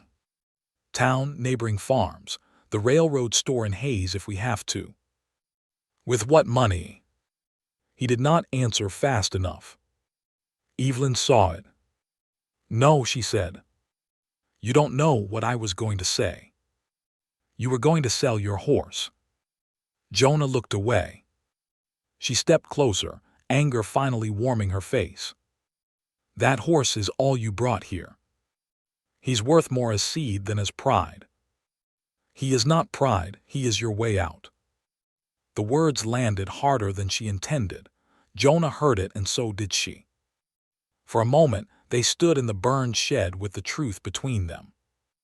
His way out. That was what his horse had been all his life. A horse tied at a gate meant a man could still leave before dawn. A saddle packed meant no promise could trap him. A good mount was not just an animal to a drifting cowboy. It was distance. It was protection. It was the road made possible. Evelyn's face changed. "I did not mean it that way." "Yes, you did. I meant I will not take the last thing that belongs only to you." Jonah looked at her then. "The farm belongs to me now too, doesn't it?" Her lips parted, but no answer came. He smiled faintly, not because anything was light, but because he had caught her in her own truth. "That's what you told Mr. Pritchard, what you signed, what you let me sign. That does not mean I want you stripped bare for it. I've been bare before. Jonah." He liked the way she said his name when she forgot to guard it. He softened his voice. "Evelyn, if I wanted out, I would have ridden before the wedding. If I wanted safe, I would have kept riding the first time I saw that fence cut. I am here." She looked down at the brass ring on her finger. Soot had darkened the edge of it. "You say that now. I'll say it tomorrow too." Her eyes rose to his. The shed creaked in the night wind. Somewhere in the pasture a cow bawled low and uneasy. The smell of smoke clung to everything. Evelyn looked like a woman standing at the edge of trust, afraid the ground would give beneath her. Before she could speak, a lantern appeared on the far rise. Then another. Jonah turned sharply. 3 riders came down from the west road, not the east. He reached for the rifle leaning against the shed wall before recognizing the first horse. Levi Avery. Behind him rode Martha Avery in a wagon, and with them came a younger man Jonah had not seen before, wearing a deputy's badge crooked on his vest. Evelyn wiped her face with the back of her wrist, leaving soot across her cheek. Levi swung down from his horse before it fully stopped. "Martha saw smoke from the road," he said. "We came as fast as we could." Martha climbed from the wagon with a blanket around her shoulders. She took one look at Evelyn and moved straight to her, not asking permission before folding the blanket around her. "Oh, child," Martha whispered. Evelyn stood stiff for half a second. Then very slowly, she let the older woman hold her. Not fully, not like someone ready to collapse, but enough for Jonah to look away and give her privacy. The deputy stepped forward, hat in hand. "Mrs. Reed, Mr. Reed." He looked barely older than 23, with nervous eyes and a clean face trying hard to look seasoned. "Deputy Samuel Pike. Sheriff sent me after you reported the note." Jonah held out the cigar end. This was near the fire. Deputy Pike took it carefully. "Black band," Levi muttered. "Boone smokes those." "So do men who want us to think Boone did it," the deputy said. Jonah studied him. That was not a foolish answer. "Will the sheriff come?" Evelyn asked. Pike shifted. "He says he'll ride out in the morning." Levi made a sound of disgust. "Mighty decent of him to wait till the ashes cool." The deputy's face colored. "I came, Mr. Avery." Levi looked at the young man, then nodded once. "That you did." Pike turned back to Evelyn. "I can write the report tonight. If you'll show me where the fire started, I'll mark it proper." Evelyn pulled free of Martha's blanket, just enough to stand straight. "This way." Jonah watched her lead the deputy through the ruined shed, pointing to the corner, the burned sacks, the damp ground beyond the wall. Her voice was steady again. That control of hers was starting to worry him. A person could only hold so much behind the ribs before it found a way out. Levi came to stand beside Jonah. "You married into a storm," the blacksmith said. "Seems so. Regret it yet?" Jonah looked at Evelyn in the lantern light, soot on her cheek, wet hem, brass ring on her finger, voice calm while her spring future lay burned around her. "No." Levi grunted. That answer came quick. It was ready. The older man glanced at him. "You love her." Jonah's throat tightened. The question was too plain and too early. It should have been impossible after 2 days. Marriage had come first. Trust was only beginning. Love, if it came at all, ought to have been far down the road. But there were truths a man could feel before he had earned the right to speak them. I respect her, Jonah said. Levi looked amused. That is not what I asked. It is what I can say honestly. Levi nodded, accepting the answer. That is a better start than most. By the time Deputy Pike finished his notes, the night had turned cold. Martha insisted Evelyn ride back in the wagon, but Evelyn refused to leave the ruined shed until every surviving sack had been moved to the main barn. Jonah did not argue. He worked beside her, lifting sacks, checking for sparks, hauling what could be saved. Once their hands met on the same sack. Neither moved for a breath. Then Evelyn said, "Careful, this one is torn." Jonah answered, "I've got it." But he did not only mean the sack. She heard that, and for one quiet second, the burned field around them seemed less dark. Near midnight, the Averys left after making Evelyn promise to come to town if anything else happened. Deputy Pike rode toward Ash Creek with the cigar end wrapped in paper and a report folded into his coat. Jonah and Evelyn returned to the farmhouse alone. The kitchen was cold. The coffee in the pot had gone bitter. Evelyn lit the stove while Jonah washed ash from his hands at the basin. The burn on his palm had blistered. He tried to hide it. She saw anyway. "Sit down." "It's nothing." "Sit down, Jonah." He sat.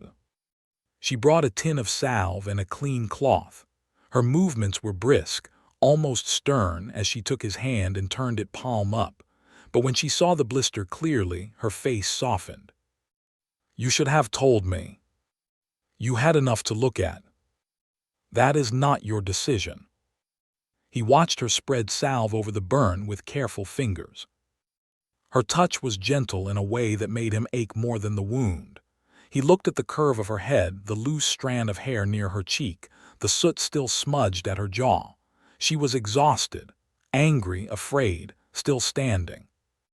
"You don't have to be stone all the time," he said. Her fingers paused. "I don't know how else to keep from falling apart." The confession came so quietly, he almost missed it. Jonah did not answer right away. He turned his hand just enough that his fingers closed lightly around hers. Not trapping, not taking, just there. "Then don't fall alone." Evelyn looked at their hands. The kitchen lantern moved in a draft, and the light shifted over her face. For one moment the guard dropped. He saw the grief, the terror, the loneliness, the anger of a woman tired of being treated like land already sold. Then she slowly pulled her hand free. Not because she wanted to. Because wanting was dangerous. "I should sleep," she said. Jonah nodded. "I'll check the barn first." She stood and crossed to the back hall. At the doorway she stopped. "Jonah." He looked up. "If you sell your horse, I will be angry." The corner of his mouth lifted. "Yes, ma'am. I mean it. I know." She hesitated. "But thank you for being willing." Then she disappeared down the hall. Jonah sat alone in the kitchen, his bandaged hand resting on the table.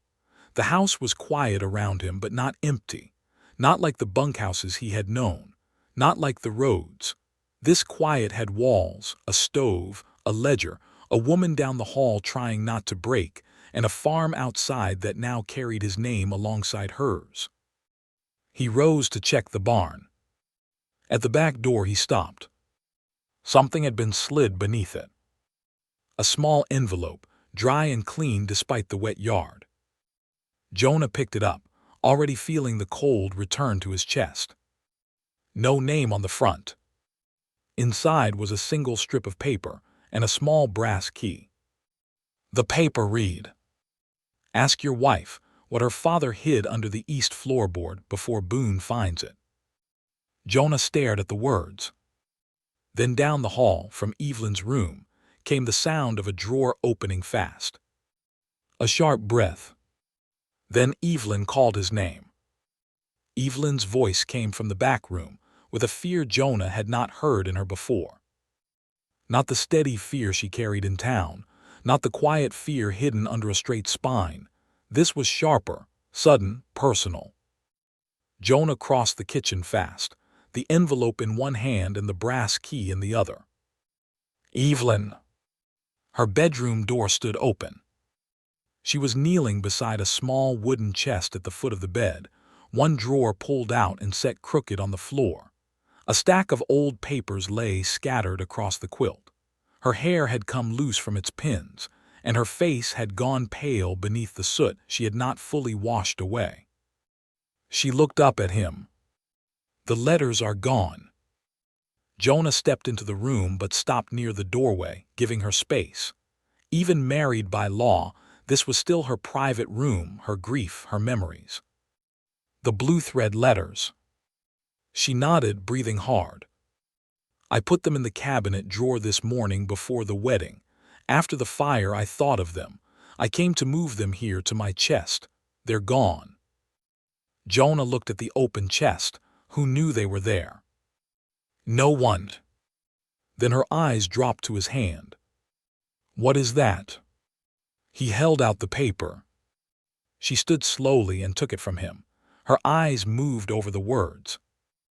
Ask your wife what her father hid under the east floorboard before Boone finds it.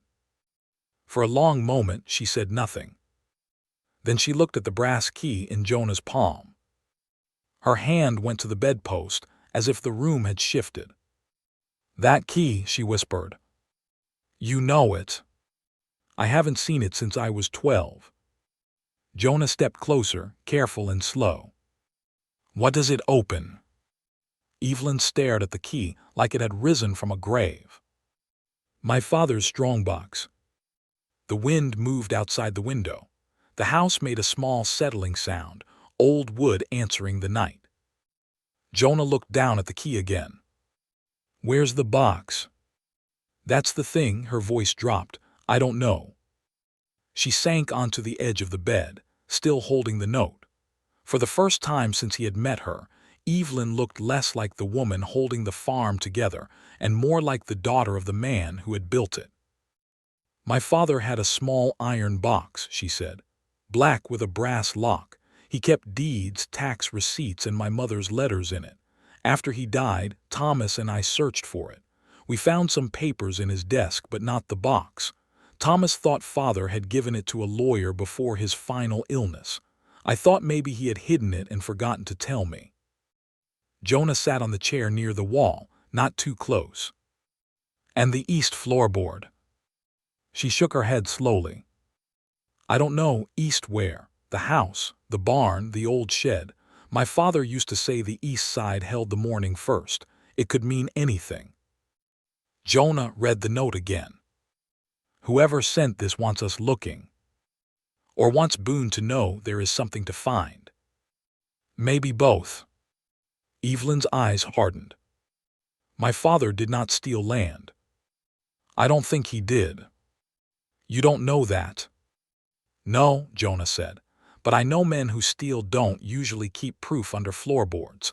Men who are afraid of thieves do. She looked at him, and that answer seemed to steady her a little. Then her gaze moved to the scattered papers on the quilt. The letters could prove the creek land was ours if they mentioned the purchase. Now they're gone too. Jonah stood and crossed to the window. He examined the latch. It had been opened recently. A thin scratch marked the wood near the catch, the kind made by a knife blade. He came in here while we were at the fire, Jonah said. Evelyn rose at once. Boone's man was in my room. Her voice broke at the last word, and Jonah felt his anger go cold.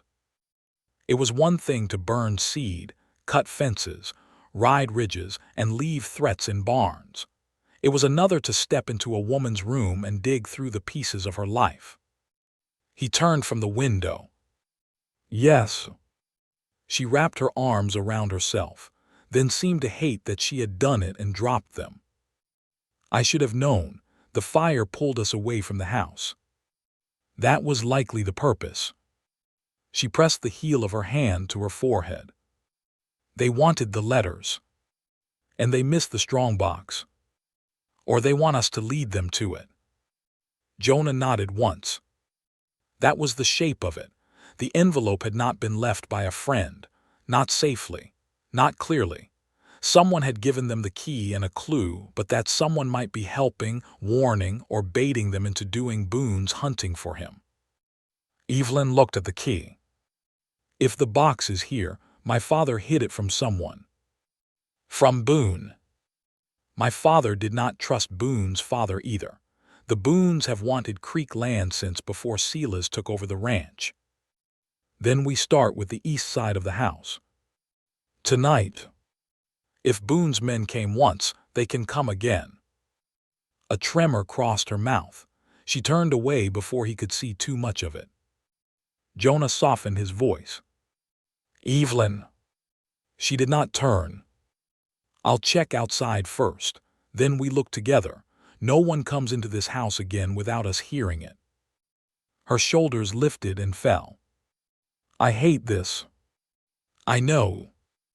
I hate that I must be grateful you are here when I did not want to need anyone. He did not answer quickly. Then he said, needing help doesn't make the land less yours. She turned then. In the lamplight, with her hair loose and worry plain in her eyes, she looked younger than she had at the fence. Not weaker, just human. A woman who had been alone too long with a ledger, a grave, and men waiting for her to fail. And what does it make me? She asked. Jonah held her gaze. Alive. The words settled between them. Her eyes shone for a second, but no tear fell. Evelyn Reed was still too proud to let one go easily. Jonah went outside with his rifle and circled the house, barn, and yard.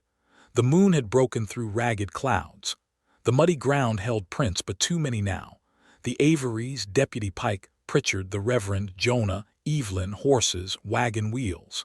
Still, beneath the bedroom window, he found one clearer track where the thief had stepped from a flat stone into mud. Large boot, narrow heel, a missing nail in the right sole. He marked it in his mind. When he returned, Evelyn had tied her hair back and lit 2 more lamps. She had changed from grief into action again. Jonah was beginning to learn that labor was the only place she trusted with pain. They started in the east room. It had once been her father's sick room, the room she had offered Jonah after the wedding. There was a narrow bed, a washstand, a trunk full of old blankets, and a faded rug covering floorboards worn by years of boots and illness. My father spent his last months here, Evelyn said. He could see the sunrise from that window. Jonah crouched and lifted the rug. The boards beneath were old pine, scrubbed clean but uneven with age. He tapped each one with the handle of his knife. Solid, solid, solid. Then, near the wall below the window, one board answered with a duller sound. Evelyn knelt beside him. That one. Jonah worked the knife into the seam. The board did not lift. Nailed down. My father would not have made it simple. No. He fetched a small pry tool from his saddlebag and eased the nails up carefully. Evelyn held the lamp close, her hand steady now, though her breathing had quickened. The board lifted with a soft groan. Beneath it lay dust, a dead beetle, and an empty space between the joists. No box. Evelyn closed her eyes. Jonah reached farther in and felt along the dark pocket. His fingers touched cloth. He pulled out a small square of oilcloth wrapped tight with twine. Evelyn opened her eyes. What is it? He handed it to her. Her fingers worked the old knot loose. Inside lay a folded scrap of paper, yellow with age, not a deed, not a map. A child's drawing. A little girl had drawn a house, a creek, a crooked tree, and 3 stick-like cattle. At the bottom, in childish letters, was written, Evie's morning field. Evelyn made a sound in her throat. I drew this, she whispered. Jonah watched her touch the paper as if it were alive. My father must have kept it. On the back was a line in a man's hand. "Not here. She will remember the cottonwood when she is ready." Jonah leaned closer. "The cottonwood." Evelyn lifted her face. "The first tree my father planted, near the creek." "The east side." "The east bank." They looked at each other. Then from outside came the sharp bark of a dog. Evelyn frowned. "We don't have a dog." Jonah blew out one lamp at once. "Stay low." Another bark came, then a man's curse from beyond the barn. Jonah moved to the window and looked through the side of the curtain. Two shadows crossed the yard. Not near the house, near the barn. One of them carried a lantern covered with his coat. The other had a shovel over his shoulder. Evelyn came beside Jonah, close enough that he felt her breath catch. "They're looking too," she whispered. Jonah's hand closed around the rifle. The men passed the barn and headed toward the creek. Toward the old cottonwood. The warning note had not been meant only for them. Boone had learned enough to send diggers. Jonah turned to Evelyn. "Lock the door behind me." She caught his arm. "No. Evelyn." "You said together." Outside, one of the men laughed softly in the dark. She looked up at Jonah, fear and fury burning in the same gaze. "This is my father's secret, my land, my fight." Jonah held her eyes for one hard second. Then he handed her the second lantern. "Then stay behind my shoulder and step where I step." They slipped out the back door into the cold night, moving through wet grass and moon shadow toward the creek. Ahead under the old cottonwood, the covered lantern brightened. A shovel struck earth. And whatever Evelyn's father had hidden beneath the morning field was about to be found by the wrong men. The old cottonwood stood beside the creek like a witness that had kept quiet for too many years. Its branches reached wide over the water, bare at the tips and heavy near the trunk, where years of storms had bent but not broken it. Moonlight silvered the wet grass beneath it. The creek moved black and cold beyond the roots. Every step Jonah and Evelyn took through the dark seemed louder than it should have been. The shovel struck earth again.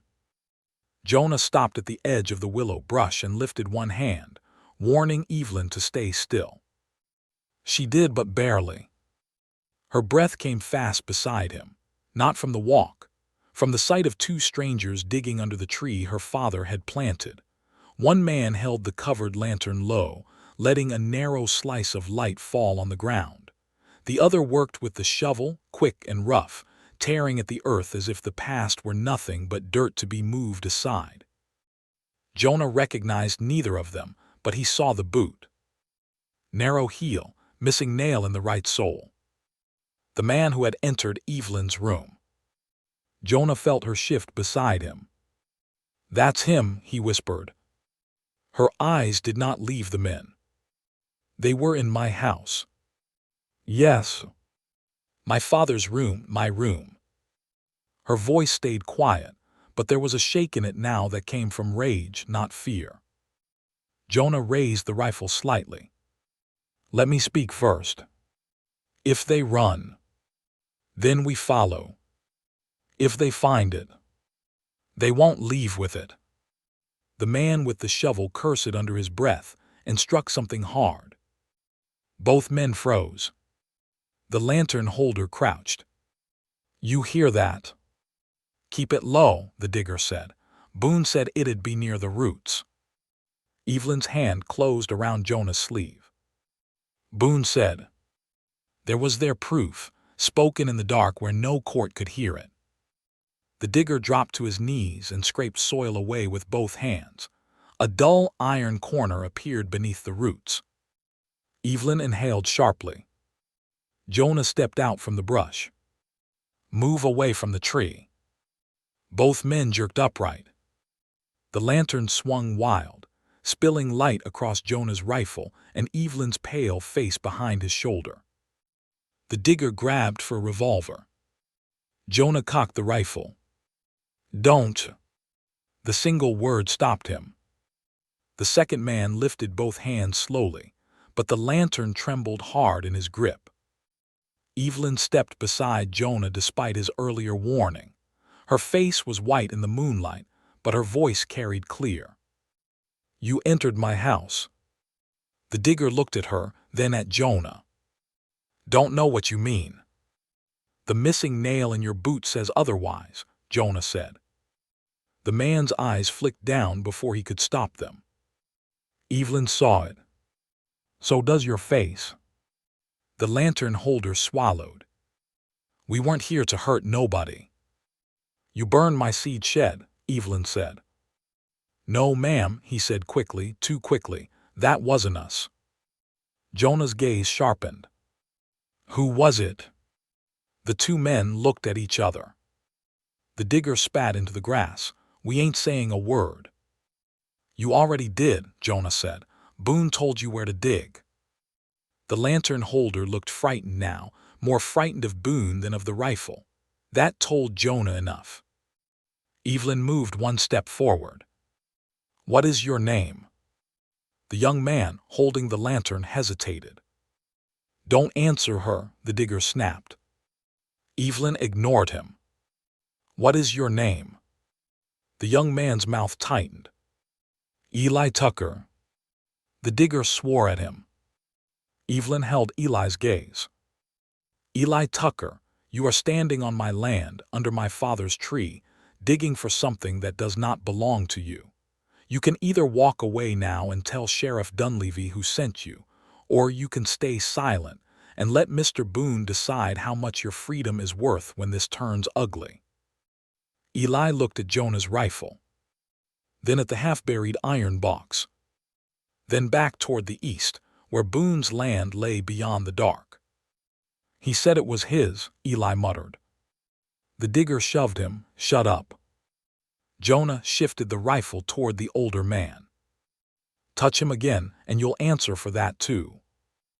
The older man lifted his hands, but his eyes stayed mean. Evelyn pointed to the open ground away from the tree. "Both of you stand there." For a moment, Jonah thought they might run. Then the old mule brayed from the barn behind them. The sudden sound startled the lantern holder. He stumbled. The lantern dropped. Flame licked through the broken glass, toward dry leaves at the base of the cottonwood. Evelyn moved first. She lunged toward the lantern, grabbed it by the hot handle with the edge of her skirt, and kicked dirt over the flame before it could spread. Jonah caught the digger trying to bolt and swung the rifle down just enough to block his path. "Bad choice," Jonah said.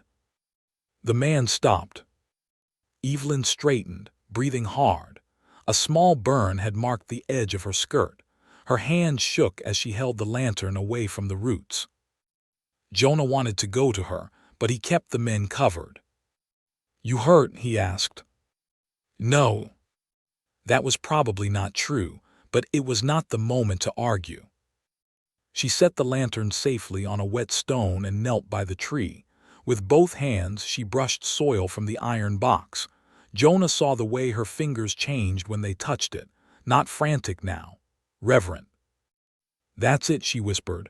"That's my father's box." Jonah tossed the brass key to her, without taking his eyes off the men.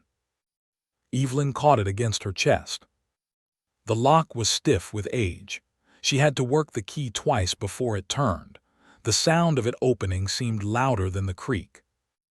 Inside the box lay oilcloth bundles, old receipts, a folded map, and a small leather book. Evelyn lifted the top paper. Her face changed. Jonah risked one glance. "What is it?" "The deed," she said, barely breathing. "The original deed."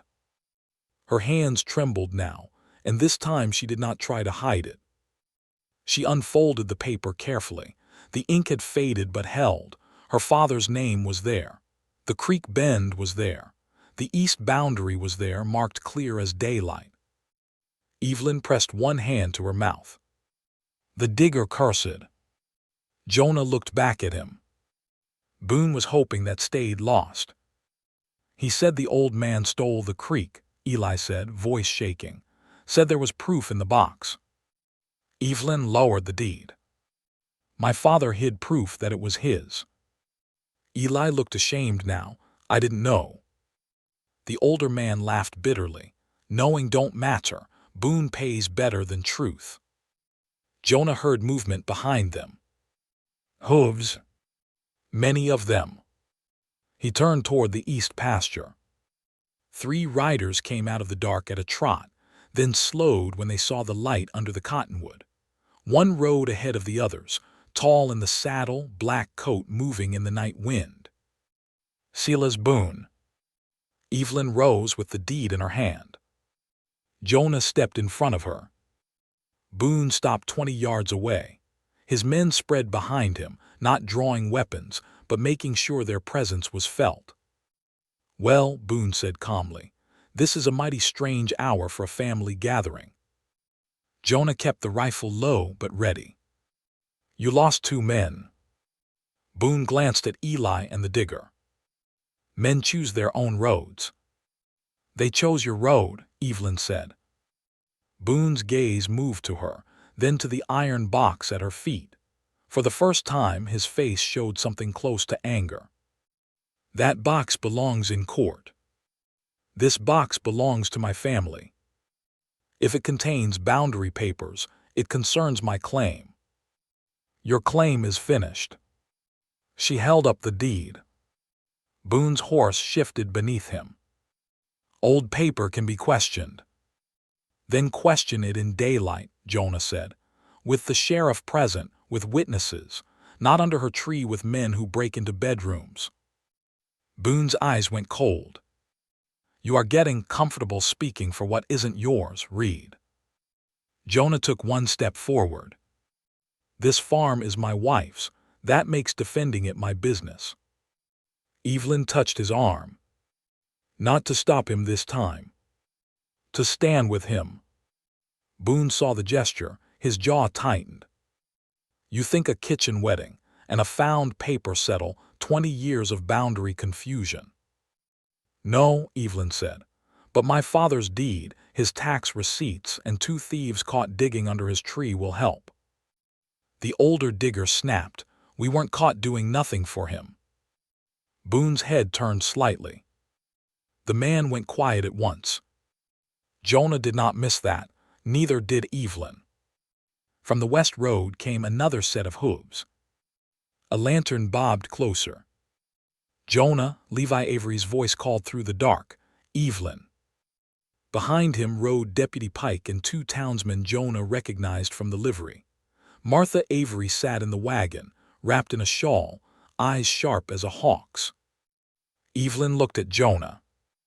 For once, help had come before the damage was done. Deputy Pike rode into the lantern light and took in the scene. The open ground, the iron box, the deed, Boone, the 2 caught men, Jonah's rifle. His young face went pale, but he did not turn away. Mr. Boone, Pike said, voice unsteady but firm, this does not look good. Boone smiled faintly. It looks like I heard trespassers were on disputed land and came to see for myself. This land is not disputed, Evelyn said, holding out the deed. Not anymore. Deputy Pike dismounted and took the paper with both hands. He studied it under the lantern, then looked at the old map in the box, then at the tax receipts tied together in oilcloth. Levi Avery came to stand near Jonah. Well, Levi asked. Pike swallowed. This appears to be the original deed to Willow Creek Farm. It includes the creek bend. Boone said nothing. Evelyn closed her eyes for 1 brief second. Then Martha Avery stepped down from the wagon and crossed to her. Without asking, she took Evelyn's burned hand and turned it toward the lantern. You are hurt. It's nothing. Women always say that when it is something. Jonah looked down sharply. Evelyn's palm was reddened from the lantern handle. His anger twisted toward himself. He should have seen it sooner. Evelyn noticed his face. "Don't," she said softly. "Don't what?" "Blame yourself for my hand." He held her gaze. "I'm still deciding whether to listen." Despite everything, a tired breath of a laugh escaped her. That sound, small as it was, changed something in the night. If you believe one act of kindness can change a life, don't forget to stay with Jonah and Evelyn, because the strongest truth has just come out of the ground, but the heart still has secrets waiting in the dark. Deputy Pike took the two men into custody with help from the livery boys. Eli Tucker did not fight. The older man did, until Levi Avery bent one of his arms behind his back and told him not to embarrass himself in front of ladies. Boone watched all of it without moving. At last he looked at Evelyn. "You may have found an old deed," he said, "but winter is coming. A deed will not plant your burned seed. A deed will not pay a note if your fields sit empty. The bank cares about money, Mrs. Reed, not memories." Jonah took one step, but Evelyn stopped him again. She walked forward herself. Her dress was muddy. Her skirt edge was burned. Her hand was injured. Her hair had loosened around her face. In the lantern light beneath her father's cottonwood, she looked less like a widow cornered by men and more like the land itself had finally learned to speak. "You are right," she said. "A deed will not plant seed." Boone's mouth curved. Then Evelyn lifted her chin. "But neither will fear." The smile left his face. She turned to Deputy Pike. "I want these papers taken to the sheriff tonight. I want the bank notified at opening, and I want it recorded that men tied to Mr. Boone were caught digging on my land." Pike nodded quickly. "Yes, ma'am." Boone gathered his reins. "This county remembers who has power." Evelyn's eyes did not move. "Then it is time it remembers who has proof." For a long moment, no one spoke. Then Boone turned his horse and rode east, his men following like shadows pulled after him. The night seemed to loosen when he disappeared. Evelyn stood still until the sound of hooves faded. Only then did she lower the deed and sway slightly. Jonah was beside her before she could fall. "I'm all right," she said. "No, you're not." This time she did not argue. He helped her sit on one of the cottonwood roots while Martha wrapped her burned hand. Evelyn held the iron box close against her knees, as if it were a child returned after being lost. Jonah crouched in front of her. "You found it," he said. "We found it." The word moved through him quietly. "We." She looked at him then, and all the noise of the night seemed to fall away. Boone, the sheriff, the deed, the fire, the bank, the men in the dark. For one heartbeat, there was only the creek, the old tree, the lantern light, and Evelyn looking at him as if she had reached for a stranger and found something else. Then she whispered, "My father hid this for me." Jonah nodded. "He must have known one day you would need it." Her eyes shone. "I wish he had told me. Maybe he trusted you, would be brave enough to find it." A tear finally slipped down her cheek. "Just one." She looked away quickly, but Jonah had seen it. He did not speak of it. He only reached out and brushed a bit of mud from the edge of the iron box. Evelyn watched his hand. Then she laid her unburned hand over his. It was not a kiss, not a confession, not a promise spoken out loud. But beneath the cottonwood, with the deed found and Boone riding away into the dark, it felt more dangerous than all three. Because this time, neither of them moved away first. By sunrise, the whole county had heard that Evelyn Reed had found her father's deed under the old cottonwood. By noon, the story had already changed 3 times. At the livery, men said Silas Boone's riders had been caught stealing gold. At the mercantile, women whispered that Evelyn's father had hidden a map to a forgotten land claim. At the bank, Mr. Pritchard told anyone who asked that the matter was under legal review, which was his way of admitting he no longer knew which side of the road was safest to stand on. But at Willow Creek Farm, the truth sat plain on the kitchen table. The iron box. The original deed. The old tax receipts. The folded map with the creek bend marked in faded ink. Evelyn had not slept more than an hour. Jonah had not slept at all. Deputy Pike had taken the thieves to town and promised to place the papers in the sheriff's safe before morning, but Evelyn refused to let every document leave her house. So Pike took copies and one tax receipt. The deed itself stayed with her. She sat at the table with her burned hand wrapped in clean cloth, studying the deed as though it might vanish if she blinked too long. Jonah stood at the stove, pouring coffee with his left hand, because his burned palm still complained when he gripped the pot. "You should rest," he said. "So should you." That was not an answer. It was the one available. He brought her a cup and set it near her uninjured hand. She looked up at him.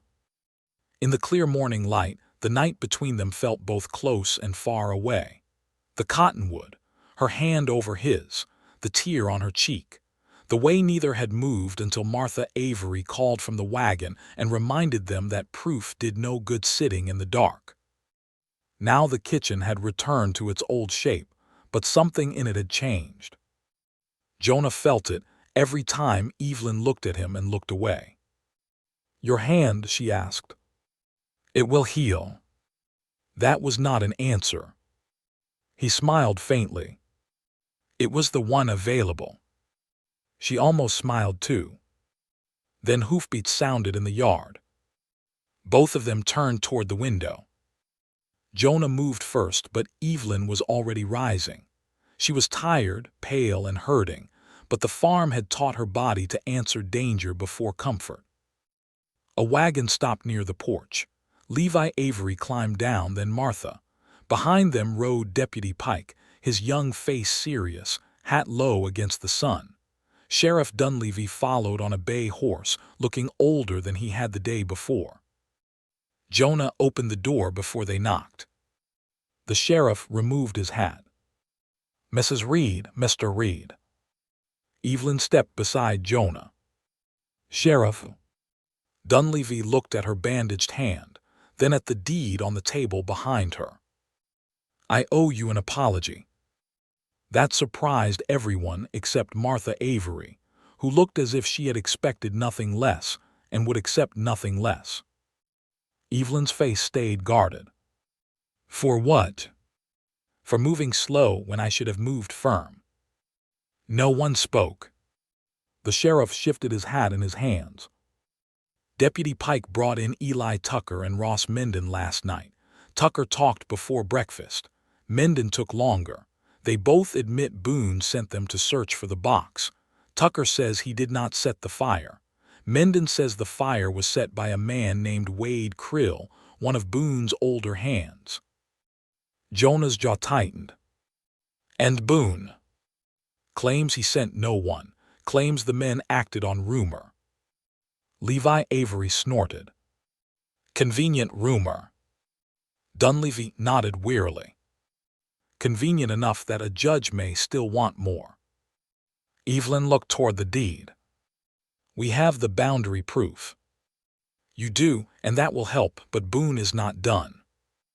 Jonah felt the room sharpen. "What did he do?" The sheriff hesitated. Evelyn noticed. "Say it." Dunleavy looked at her directly. "He filed an injunction this morning through a lawyer in Hayes. Claims the deed may be fraudulent or altered. Until a judge reviews it, he is asking the court to stop any sale, transfer, or refinancing of land attached to the creek boundary." The words fell like cold rain. Martha put a hand to her mouth. Levi swore under his breath. Jonah looked at Evelyn. Her face had gone still in the way it did when Payne arrived and found no open door. "The bank note," she said. Dunleavy nodded. If the injunction reaches Ash Creek Bank before Mr. Pritchard files the refinancing, the bank may freeze the note. I signed the papers yesterday, Jonah said. Pritchard did not file them yet. Evelyn closed her eyes. Only for a moment. Then she opened them. He said the bank needed final review. He delayed, Jonah said. Yes, she whispered, he delayed. Deputy Pike stepped forward. I rode past the bank before coming here. Pritchard is there. So is Boone's lawyer.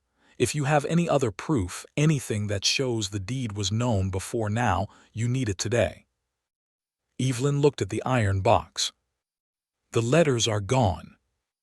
The thief took them, Jonah said. Maybe Boone already has them. Martha Avery spoke softly. Or maybe someone else took them first. Everyone turned to her. Evelyn frowned. What do you mean? Martha drew her shawl tighter. When Thomas died, folks came and went from this house. Food, condolences, offers of help. I was here most of that first week. I remember one afternoon, Silas Boone came with a basket from his cook. He was too interested in the cabinet by the flour tin. Your father's letters were there then, weren't they? Evelyn nodded slowly. Yes. I moved them. The room went silent. Evelyn stared at her. You moved my father's letters. I did. Why? Martha's eyes filled with regret. Because I saw Boone looking. I thought he might take them and you were in no state to keep watch over every drawer. I meant to tell you. Then the funeral came, then the lawyer, then the debt notices, and somehow the days swallowed it. Evelyn's voice was barely above a whisper. Where are they? At my house, in my sewing chest. For the first time all morning, Jonah felt the ground steady beneath them. Evelyn gripped the back of a chair. Martha. I know, Martha said. You may be angry. Evelyn's face moved through too many feelings to name. Shock, relief, hurt, gratitude. At last she said, I will be angry after we survive. Levi grabbed his hat. Then we ride. The trip to Ash Creek felt longer than 6 miles. Evelyn rode beside Jonah, holding the deed inside her coat and the iron box wrapped in a blanket on the saddle before her. Martha rode in the wagon with Levi, clutching the bundle of blue thread letters in her lap like a newborn. Sheriff Dunleavy and Deputy Pike rode behind them, which meant the town would understand before a word was said that this was no private widow's dispute anymore. This was official. When they reached Main Street, people came to doors and windows. Evelyn saw them, Jonah saw her seeing them, but this time she did not shrink under the watching. She rode straight to the bank, dismounted, and tied her mare with one hand. Jonah stepped close. You ready? No. He looked at her. She looked back. But I am going in. That was Evelyn, not fearless. Never that. Brave enough to move while fear still had its hand on her. Inside the bank, Mr. Pritchard stood behind the counter with a stack of papers before him. A narrow-faced lawyer in a dark suit sat at the side desk. Silas Boone stood near the window, holding his hat, appearing to any stranger like a patient neighbor waiting for justice. His eyes moved to the bundle in Martha's arms. For one brief second, the mask slipped. Evelyn saw it. So did Jonah. Mr. Pritchard cleared his throat. Mrs. Reed, this is not an appropriate gathering for bank business. Sheriff Dunleavy stepped in behind her. It is now. The lawyer stood. I represent Mr. Boone in a pending boundary matter. Evelyn placed the deed on the counter. And I represent my father's land. The bank grew quiet. Pritchard's clerk stopped writing. A farmer waiting near the door took off his hat. Through the front window, faces gathered along the boardwalk. Evelyn turned to Martha. Martha untied the blue thread with careful fingers and handed Evelyn the letters. Evelyn held them for a moment, and Jonah saw the weight of them. Not paper, her father's voice, her mother's memory, the part of her home that had almost been stolen without anyone touching a fence. She opened the first letter. Her voice shook at the first line, then strengthened. My dearest Anna, today I signed for the creek bend at last. The surveyor set the eastern posts himself, and I planted a cottonwood where the morning light first touched our field. Martha covered her mouth. Levi stared at the floor.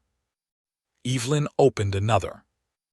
The Boone family pressed me again to sell the lower water, but I have the deed in hand and the taxes paid. One day our little Evie will walk that creek and know it was kept for her. The lawyer's face tightened. Boone looked out the window. Evelyn laid the letter beside the deed. Do you need another?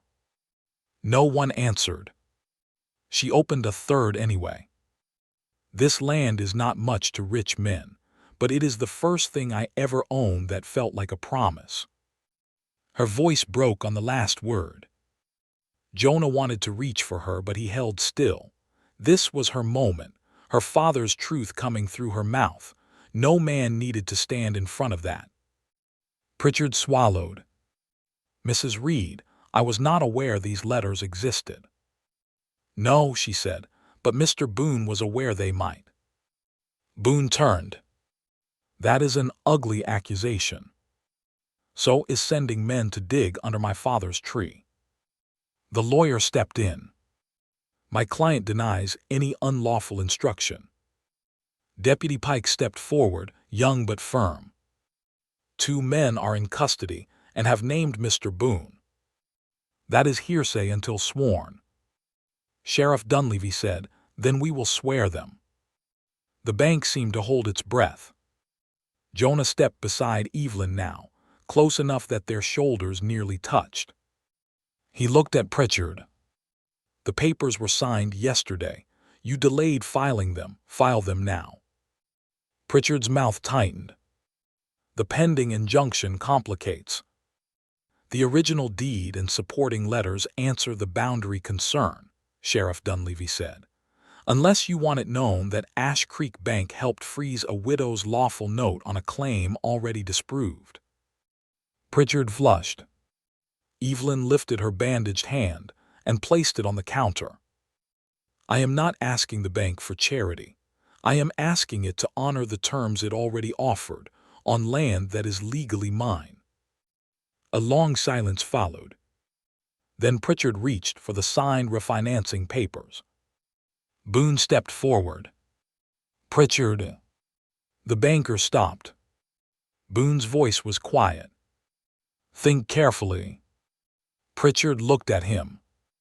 Then at Evelyn. Then at the sheriff. Then at Jonah. Perhaps in that moment he understood something that should have been plain from the start. Boone's power had always depended on everyone believing they stood alone. But Evelyn was no longer alone. Pritchard dipped his pen. He signed the filing mark. The sound of pen scratching paper was small. Yet to Evelyn, it must have sounded like a gate opening. The note is refinanced, Pritchard said. Martha Avery let out a breath that was nearly a sob. Levi grinned. Deputy Pike looked like he had just witnessed a hanging and a wedding at the same time. Jonah turned to Evelyn. She stood perfectly still. Then she looked down at the brass ring on her finger. You did it, Jonah said softly. She looked up at him. No, she said, we did. There was that word again. We. This time she said it in a room full of witnesses. Something in Jonah's chest tightened with a feeling so strong he had to look away. Boone picked up his hat. This is not over. Sheriff Dunleavy moved toward him. For you, it may be beginning. Boone's eyes cut to Evelyn. You think this county will choose you over me? Evelyn folded her father's letter and placed it on top of the deed. "No," she said. "I think the truth finally gave them permission." Boone had no answer that would not make him look smaller. He left the bank with his lawyer close behind. Through the window, the townspeople parted for him, but not with respect now, with caution, with curiosity, with the first small change in the direction of public shame. Evelyn stood until he was gone. Then her strength finally slipped. Jonah saw it before anyone else. He caught her elbow lightly. "Easy." She looked at his hand on her arm, then at his face. "I am tired," she whispered. "I know." "Not beaten." "No. Just tired." He nodded. "I'll take you home." For once she did not argue. On the ride back to Willow Creek, the afternoon sun broke through thin clouds and lit the wet fields gold. Martha and Levi rode ahead with the iron box in their wagon. The sheriff stayed in town to take statements. Deputy Pike promised to bring copies by morning. Jonah and Evelyn rode side by side, in a quiet that felt different from the silences before. Not empty. Full. At the creek crossing, Evelyn slowed her mare. "This morning, I thought the farm was lost again." "So did I." She looked at him. "You admit that?" "I've found lying doesn't make fear smaller." A small smile touched her mouth. "Who taught you that?" "A woman with a ledger." The smile deepened, then faded into something softer. "I said in town that I chose you." "I remember." "I did choose you for a reason, but not the whole reason." Jonah's heart began to beat slower and heavier. Evelyn looked toward the cottonwood, where her father's secret had waited all those years. "When you fixed the fence before I hired you, I thought you were simply kind. When you signed the agreement, I thought you were honorable. When you stood in the bank today and did not speak over me, I thought." She stopped. Jonah waited. The creek moved over stones. A meadowlark called somewhere in the grass. "You thought what?" he asked. She looked back at him. "I thought maybe my life had not ended with Thomas after all." The words were quiet, but they struck deeper than any confession shouted across a room. Jonah could not speak for a moment. Evelyn seemed to mistake his silence. "I should not have said that." "Yes," he said, "you should have." Her eyes searched his face. Jonah removed his hat and held it against his thigh. "I have spent most of my life leaving before anyone could ask me to stay. I thought that made me free." He looked toward the farm, its patched barn, its scarred shed, its fields waiting for seed they still did not have enough of. "Then I came here and found a woman fighting harder for one piece of ground than I had ever fought for my whole life. And somehow, in the middle of your trouble, I started wanting to be the kind of man who stayed." Evelyn's eyes shone. "You are that kind of man." He looked at her then. "I am trying to be." The space between their horses felt suddenly too wide. But before either of them could move, a wagon appeared on the road ahead, coming fast from the direction of the farm. Levi Avery stood on the wagon board, waving his hat. Jonah's body went cold. "What now?" Evelyn whispered. They urged the horses forward. Levi pulled the wagon hard to a stop. His face was pale beneath the dust. "Boone's men?" Jonah asked. Levi shook his head.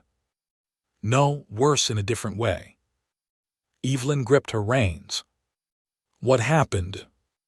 Martha leaned from the wagon, holding a folded paper.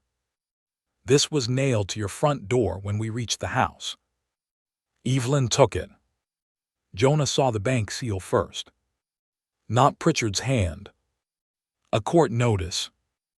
Evelyn unfolded it slowly and read. Her face changed. Not fear this time. Shock. Jonah leaned close. "What is it?" She handed him the paper. The words were formal, cold, and clear. Silas Boone had been summoned to court on charges related to trespass, intimidation, and conspiracy.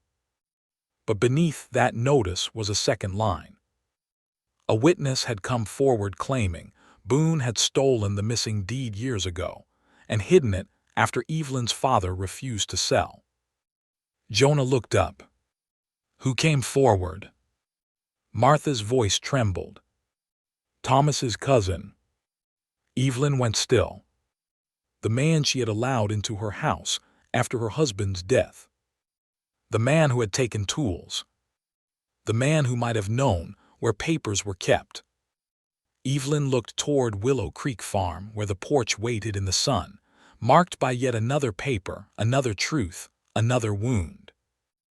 The last person I trusted from Thomas's family, she whispered. Jonah reached for her reins to steady her mare.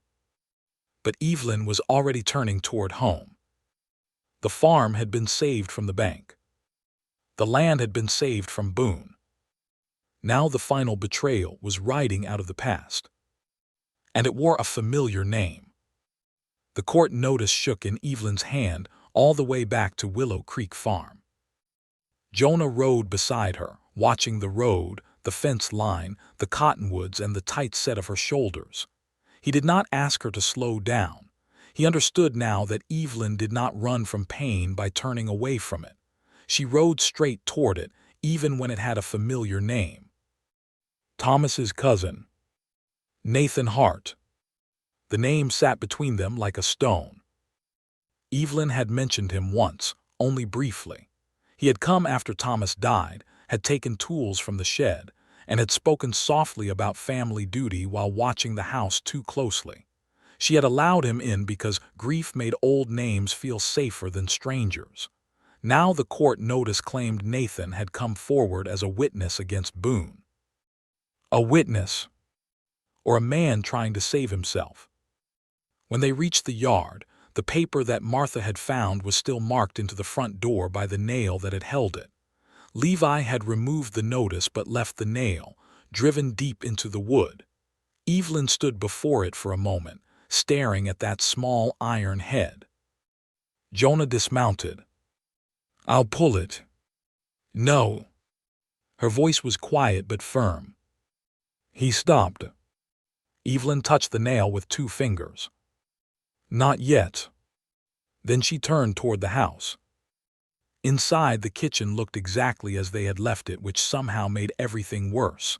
The cups on the shelf, the stove cold, the ledger closed, the morning light across the table, the brass ring on Evelyn's finger. A life could be changed by noon, and the room would still wait with all its ordinary things. Martha and Levi came in behind them. Martha carried the letters. Levi set the iron box on the table with surprising gentleness for a blacksmith. Jonah closed the door.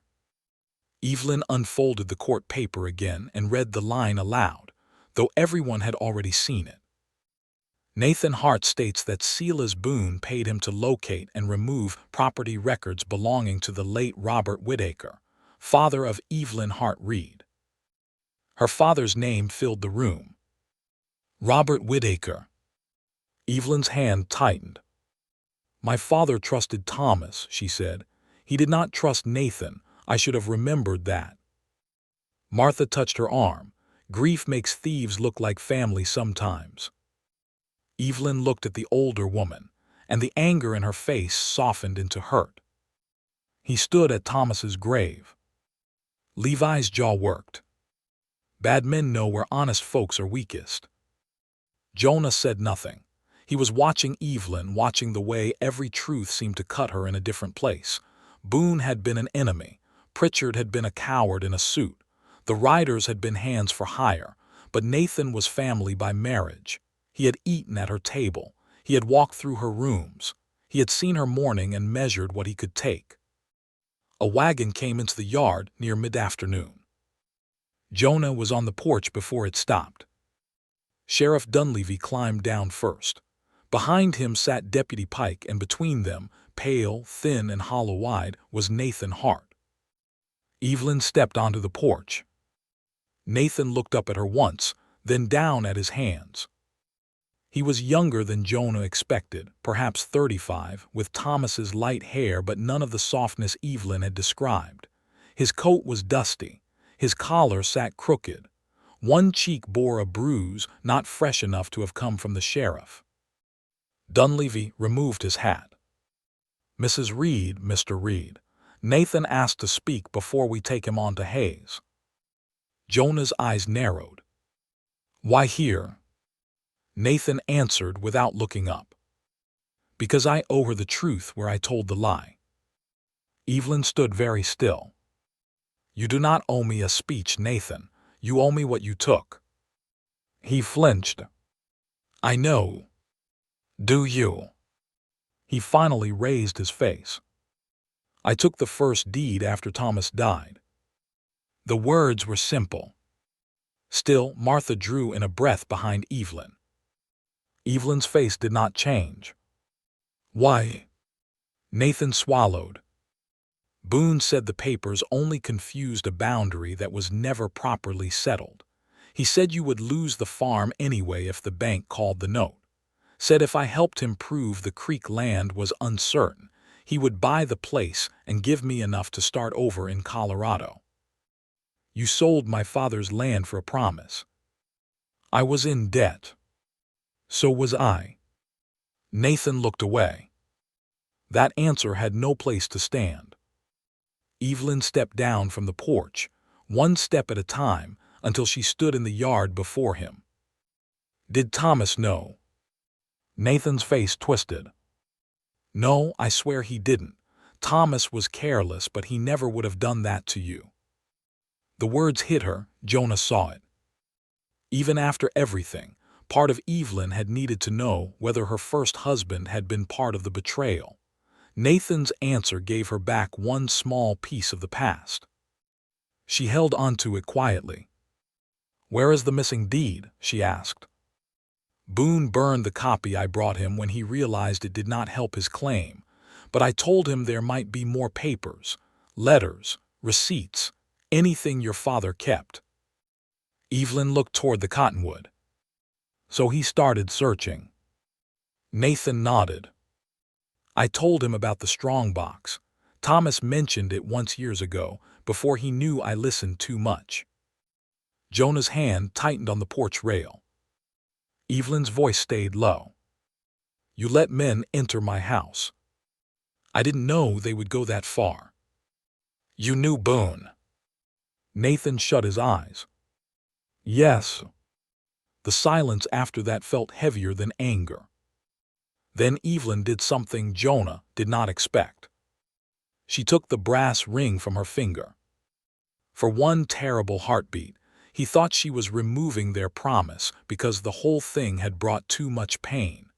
Then she held the ring in her palm and looked at Nathan.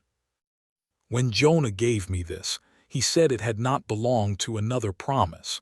I did not understand then how much that mattered." She closed her fingers around it.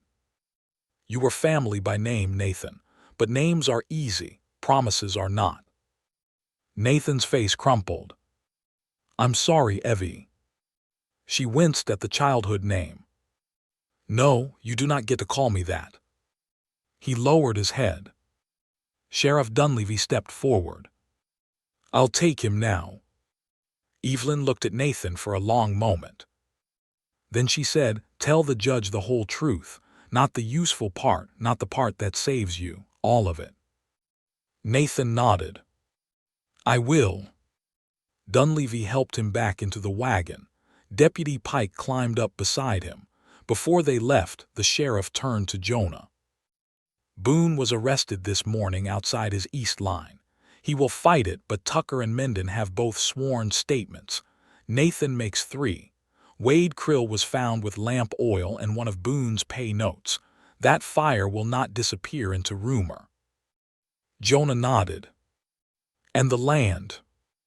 Dunleavy looked at Evelyn. "The deed stands unless a judge says otherwise. From what I saw, no judge with clear eyes will say otherwise." Evelyn gave one small nod. The sheriff's wagon rolled away. carrying Nathan Hart toward whatever justice the county could manage. No one spoke until the sound of wheels faded. Then Martha Avery began to cry. Not loudly, just enough that Evelyn turned and let herself be pulled into the older woman's arms. This time, she did not stand stiff. She leaned in. She let Martha hold her, and for a few seconds she looked like someone who had finally set down a weight she had carried past human strength. Jonah looked away, giving her that moment. Levi cleared his throat beside him. "Winter's still coming." Jonah nodded. "It is. Seed's still short." "I know." Levi scratched his beard. "Martha and I talked. We've got 3 sacks from our lower field. Not enough to save the world, but enough to start an argument with it." Jonah turned. "You don't have to do that." Levi's eyes sharpened. "I know what I have to do better than you do, son." Martha released Evelyn and wiped her face. "And Ruth Bell has 2 sacks she can spare. The Millers have 1. I spoke to them this morning before all this trouble. Folks are tired of being afraid of Boone. They just needed someone to stand first." Evelyn stared at her. "You asked people." "I mentioned need," they answered. Evelyn's mouth trembled. "I cannot pay them now." Martha smiled. "Good, then you'll have to stay alive long enough to pay them later." By evening, wagons began arriving. Not many, not grand, just enough. A sack of seed from the Bell place. Half a sack from old Mr. Turner, who claimed he had no use for it and lied badly. 2 young men from the livery brought fence wire. Mrs. Malley sent jars of peaches and a note that said, "For strength when the road feels long." Deputy Pike rode out after sunset with a copy of the sheriff's report and stayed an hour helping Jonah mend the latch on the barn. Ash Creek did not become brave all at once. No town did. But by lantern light, one person at a time, it began returning what fear had kept back. Evelyn stood on the porch watching the last wagon leave. The night was clear now, with stars bright above the dark fields. Her bandaged hand rested against her skirt. The brass ring was back on her finger. Jonah stood beside her, close enough that his sleeve touched hers when the wind moved. "You should sleep," he said. She gave him a sideways look. "One day you may learn that saying, that does not make me obey." "I live in hope." That earned him a real smile. Small, tired, but real. It changed her whole face. Jonah felt the sight of it settle into him like warmth after a long ride. They went inside and found the kitchen crowded with all that remained to be done. Seed to count, papers to store, a ledger to update, wounds to clean, a broken trust to bury, a future to build from whatever could be gathered before frost. Evelyn took the ledger from the shelf. Then she stopped. Instead of opening it, she looked at Jonah. "When this started, I wrote terms. I remember. I wrote separate rooms. I remember that too." Color rose faintly in her face, but she did not look away. "I am not ready to pretend this began the way other marriages begin. I wouldn't ask you to. And I will not let gratitude call itself love before it has earned the name." Jonah nodded slowly, though his heart had begun beating hard. "But," he asked. She looked down at the brass ring, then back at him. "But I do not want you in the back room because of fear or rules or a bargain written before I knew who you were." The kitchen went very still. Jonah did not move. Evelyn took a breath. "I want us to begin again, not as strangers who sign papers, not as a widow and a drifter, as 2 people who chose to stay after the truth had every chance to send them running." Jonah felt the old road inside him go quiet. All his life, leaving had been simple. Staying had been the thing he did not know how to do. Yet here, In this scarred kitchen with seed sacks stacked by the wall and a woman who had lost more than she ever admitted, staying felt like the first honest thing he had ever learned. He stepped closer, slowly enough for her to refuse. She did not. "Evelyn," he said, voice rough, "I loved this place first because you loved it. Then I understood I was only trying to find another way to say I loved you." Her eyes filled. This time she let the tears stand. "I was afraid," she whispered. "So was I." "You did not look afraid." "I have had more practice hiding it." A quiet laugh broke through her tears. Then she lifted her hand, the one with the brass ring, and rested it against his chest. Jonah covered it gently with his own. "I cannot give you an easy life," she said. "I wouldn't know what to do with one. I can give you work. I came asking for that. I can give you trouble." I noticed. Another small laugh. Then her face softened into something that no ledger could measure and no bank could approve. "And I can give you a home if you still want one." Jonah bent his head until his forehead nearly touched hers. "I stopped wanting anything else." She rose on her toes and kissed him. It was not a hurried kiss born from danger, or a bargain sealed for witnesses, or a polite touch to satisfy a room full of people. It was careful at first, as if both understood that tenderness could be as frightening as any threat. Then Evelyn's hand tightened against his shirt, and Jonah drew her closer with the quiet certainty of a man who had finally found the place where his wandering ended. Outside, the wind moved through the cottonwood by the creek. The next weeks did not turn easy. Boone's trial took time.